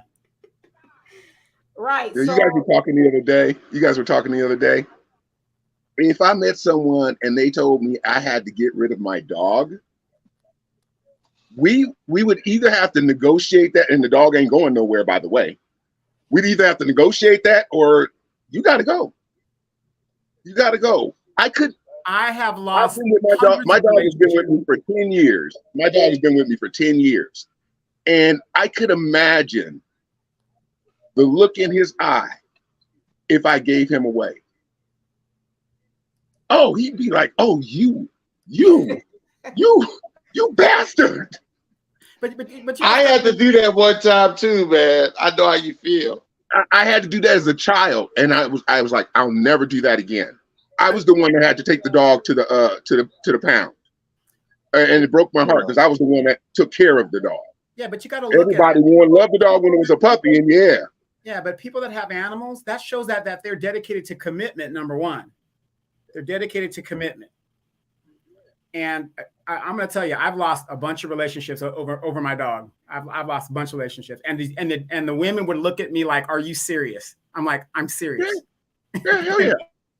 And can't you imagine if you would have gotten rid of your dog over a woman, and then it turned out not to work? It's like, what the hell? Man, that's what happened to me. Man. That's the one that left me. That's the one that left me. I got rid of it. Was a cat. I got rid of the cat, and a month later she was gone. Ooh. I bet the cat was like calling you all in cat language. How long you got the cat? I tried to get the cat back, and the cat was like, "No, bro, you ain't finna do that to me again. No. Hey, take this paw." Cat gave you the paw, huh? Gave me the paw, yeah. Yeah. So, yeah. Never again. I'll never do it again. My mom used to always say, hindsight is 20/20. So, yeah. Because Donovan is always getting on me. You need to get out there, Demetra. Get out there and and meet somebody. And I'm like, yeah, in due time I will. But I ain't gonna lie to y'all. I got some trust issues. I don't have a shortage of people trying to say, hey, how you doing? I don't have a shortage of that. But I do got a lot of trust issues, because I'm gonna tell you, my ex-fiance Donovan would tell you. Man, he was just, now we in hindsight we call it love bombing, and a person is just, oh, I love you, this and the other, oh, the world, I'm gonna stop the world on its axles for you, all that kind of stuff, and I'm telling you, him next to Jesus, I would never thought that he would do anything like, I never. When I say I was so, I would have been better off being ran over by a Mack truck. That's how blindsided I was with all, like, I would have never thought that I didn't even think he had it in him to cheat. I did. But I'm going to go a little further since we're being transparent. So there was this chick on his page, his Facebook page, right? And she would always be making these comments, and like sometimes she would come on my stuff when I was on the war zone and say little slick stuff. And I was like, hey, yo, you better check her, So she would get mad and write little things. Well, you're not married to her yet, that kind of stuff. But you know, he blocked and deleted her. But then somehow they ended up back friends, and she was a chick that he ended up cheating on me with. And she was a big time highfalutin Christian. She got these Bible studies and these women groups, and you know, just a fraud, right? But she once, you know, me and him broke up and stuff. She inboxed me, says basically, I'm with your man now. So she inboxed me and said, and I was like, oh, okay. Well, it's confirmation because remember, at the time, he was telling me, no, it's nothing. I just need to go clear my head. I just need to go try to, you know, the bull cocker. Just need to go try to be a better person and all this other stuff. But she confirmed that's what it was, which kind of already knew. It was a great sense of relief. But I never in a million years thought that he had that in him. And Donovan said something to me right after that, you know, because Donovan, he, you know, I share a lot of stuff with him. He said, after I told him, he says, you know, it's hard to kill a dog and a man. I said, okay. and she was kind of mean too. You know what? She was jealous of me. And what happened was she was able to influence him. Now he's a dummy. Don't get, you know, I mean that in a loving way. But she was able to influence him in a way to where it was like alienation of affection. You know what? You're right. She does think she's all of that. Now, I would be honest with you, and I'm not saying nothing. I'm not all that. But I've had a problem with that, and I hate to say it, with the sisters ever since as long as I can remember, just being me and sisters just hating me. I spent my whole 9th grade year with a pack of sisters terrorizing me. Most of the 9th grade year, I wasn't afraid of them. They never put their hands on me, but oh, you who you think you are, you ugly, you this, you that, look at your hair. Because I worked all summer and I was able to get my hair done and buy my clothes, and they terrorized me. Walter, you know, jumped in the middle, tried to make them stop. And, you know, and I always tell the story, you know who made them stop? It was the essays, the Mexican homegirls. Because I had worked at the summer camp. I had a summer job, and me and her got real tight. And she was a grade older than me. And she saw them messing with me, and she had all her homegirls with her. She said, Demetra, what's going on? And I said, you know, I don't know, they don't like me. They keep messing with me. And she told them straight up, she says, if I see y'all messing with her again, she said, y'all gonna have to deal with us. And they never mess with me again. I remember you told that story. That was a good one. So what I'm saying, did that happen here, or was that in California? You know, California. So, but that's why I said, you know, I don't know what it is or what is. I'm not one of those people. Is like, I'm bad. I like everybody. Like I get along with everybody, but for some reason, the sisters always they take aim at me, and not all sisters, but some, and just really get on this mission to try to destroy me. Now, I think her thing with him was, I bet you I could get her man. Oh, yeah. I think because they didn't end up working out. She ended up humping him and dumping him, for lack of better words, and he's boo-hooing all over the internet. I don't know what happened. And I was like, you big dummy. You know, a lot of these sisters are doing that. Even like, let's say you decide to take a different side in that gender war that's going on, and you decide to take up for a more righteous argument, they will jump on you even if you're right, and they'll gang up on you because you're not supposed to be taking that position. And that's why a lot of good women are afraid to say anything about a lot of stuff, because they don't want to get jumped on. You know, I don't even engage in that stuff because it's all a distraction from what's really going on. I posted a link in the chat for Hypnotized Nation, Brainwash Nation. Yeah, Brainwash Nation. And it just kind of walks from 1949 to where we are, and it just, you go, this is why we are where we are. And I don't, based on the degradation of our people, particularly since 1949. To where we are today, if it continues on this trajectory, which it is being fueled intentionally, we're just not gonna make it. We won't exist. People. We won't. We just won't. And the other thing too, and Mike, I agree with you. Say I'm 34 years old. I'm not dealing with no cheater anymore. My head not set up right to deal with that type of blatant disrespect. And I'm with you, which is why I tread very lightly. I'm like, I know it sounds scary, and I'm not normally a scary person, but it's safe being single. I know that sounds kind of scary. To me, it's just safe because you don't have to worry about somebody doing something like that too, because it's very devastating. And Mr. Pybrain hit the nail on the head.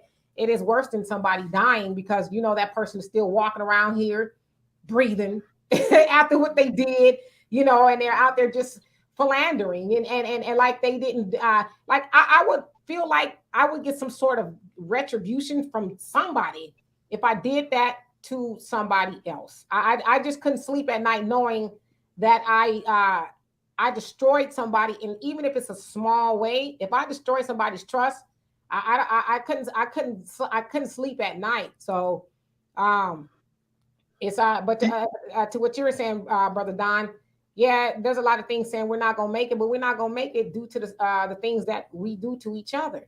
And if y'all see me on the internet, I always talk about this a lot, and I talk about it here.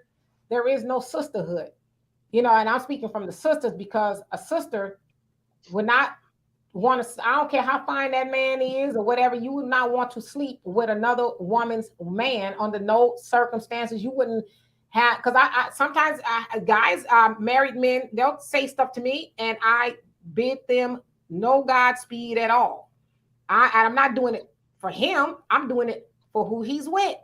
I don't know your wife, but I know you have a wife, and I will not entertain you on no way, shape, or form because I would have loved for somebody to grant me that at least, right? I will not participate in breaking up nobody's home or being a point of question. Why you talking to her or all that kind of stuff? If I am having a conversation with somebody who was married, it's a business. It's on the level. It's not, hey, meet me somewhere. What you doing?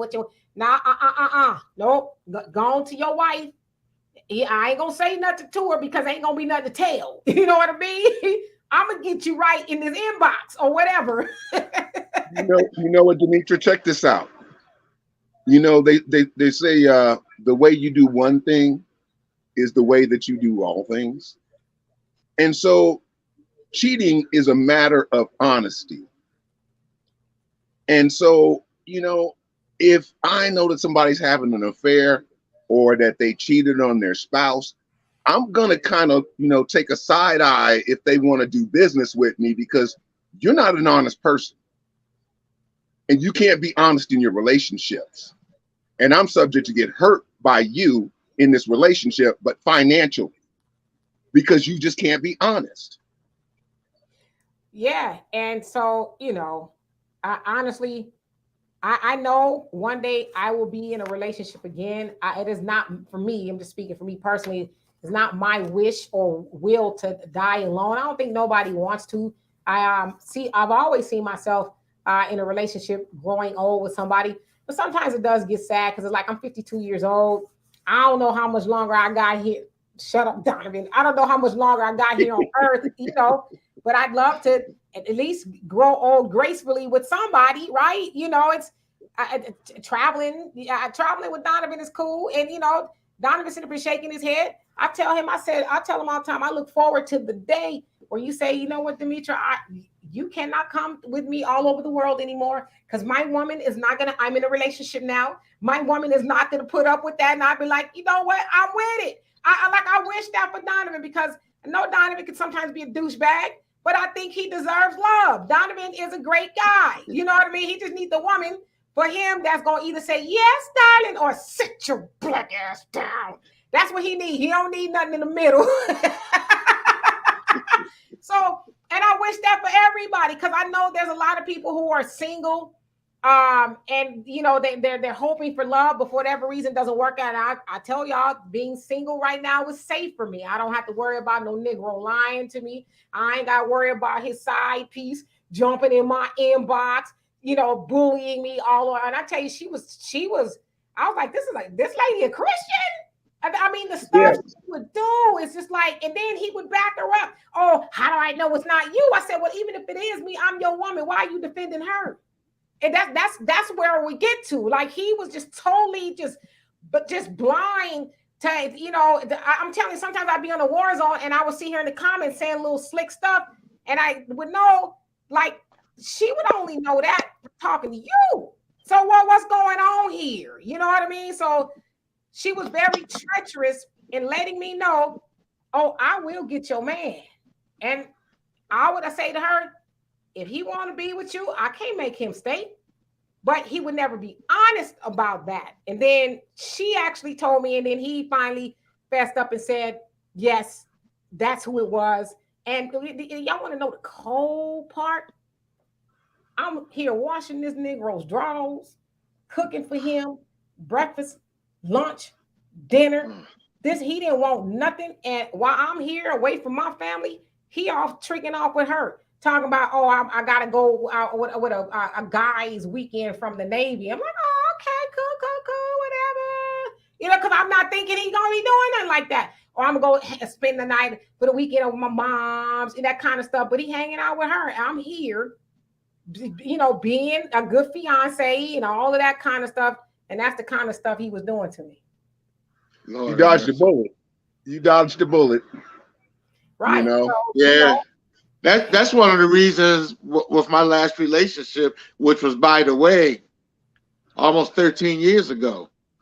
That's one of the reasons why I want to leave the country. I don't want to have another relationship here in the United States. Oh, yeah, definitely. I just don't want to do it. You know, yeah, for me, it makes no sense because I'm not staying. Yeah. Y'all said I'm out of here, huh? I'm out of here. Yeah, for all of the reasons above, I'm gone. No. Mm-mm. Right. And I really don't expect.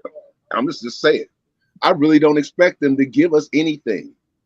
And see, if I read prophecy correctly, yeah, they left with spoils. They got the spoils when they left, not while they were there. So that's kind of what I see. Yeah, I agree. And Mike, you're absolutely right. You say, and we're finna get out of here. I know we've been here long. You say, and when my brother told me he was cheating, I pushed him to tell his wife because she was a good woman to him. Men have to hold the man accountable too. It could save relationships and families. I totally agree with you. And in my ex's case, he had his friends were trying to hold him accountable, telling him, man, you gonna trick off with somebody you met on the internet, you know, for what you got, because they all knew me to be a good woman. Some of them reached out to me and said, man, he's stupid. We tried to tell him. We tried to tell him, and then they said, when we saw what he tricked off with, they was like, man, miss me with that. And his friend was like, man, I told him he's stupid. He said, I know the stuff you was doing for him. And he was like, shoot, my wife don't do none of that. Because I was talking to him, he was giving me a scenario about, some things that his wife was doing and wouldn't do. And I said, well, shoot, with me and your homeboy was together. He didn't worry about none of that. And then none of that was an issue. And he said, man, I tell him every day, you stupid. You stupid. Yeah. So, you win some, you lose some. But at the end of the day, if you got your sanity, you got your peace, you are doing better than most. That's right. That's right. Yep. So anyway, I love you guys, every last one of y'all. Let me see. Brother Sammy says, I feel you. I'm 57. My concern is not following just a good woman, but my completement. Yeah, I feel you on that. I totally agree. So we'll see. We'll see what happens. Will we find love? Will we be happily single? Do tell. Time will tell. So anyway, love you guys all. See you all later. Tomorrow's Wealth Wednesdays with Crazy Walter. God help us all. Till then. Peace. Bye-bye. All right.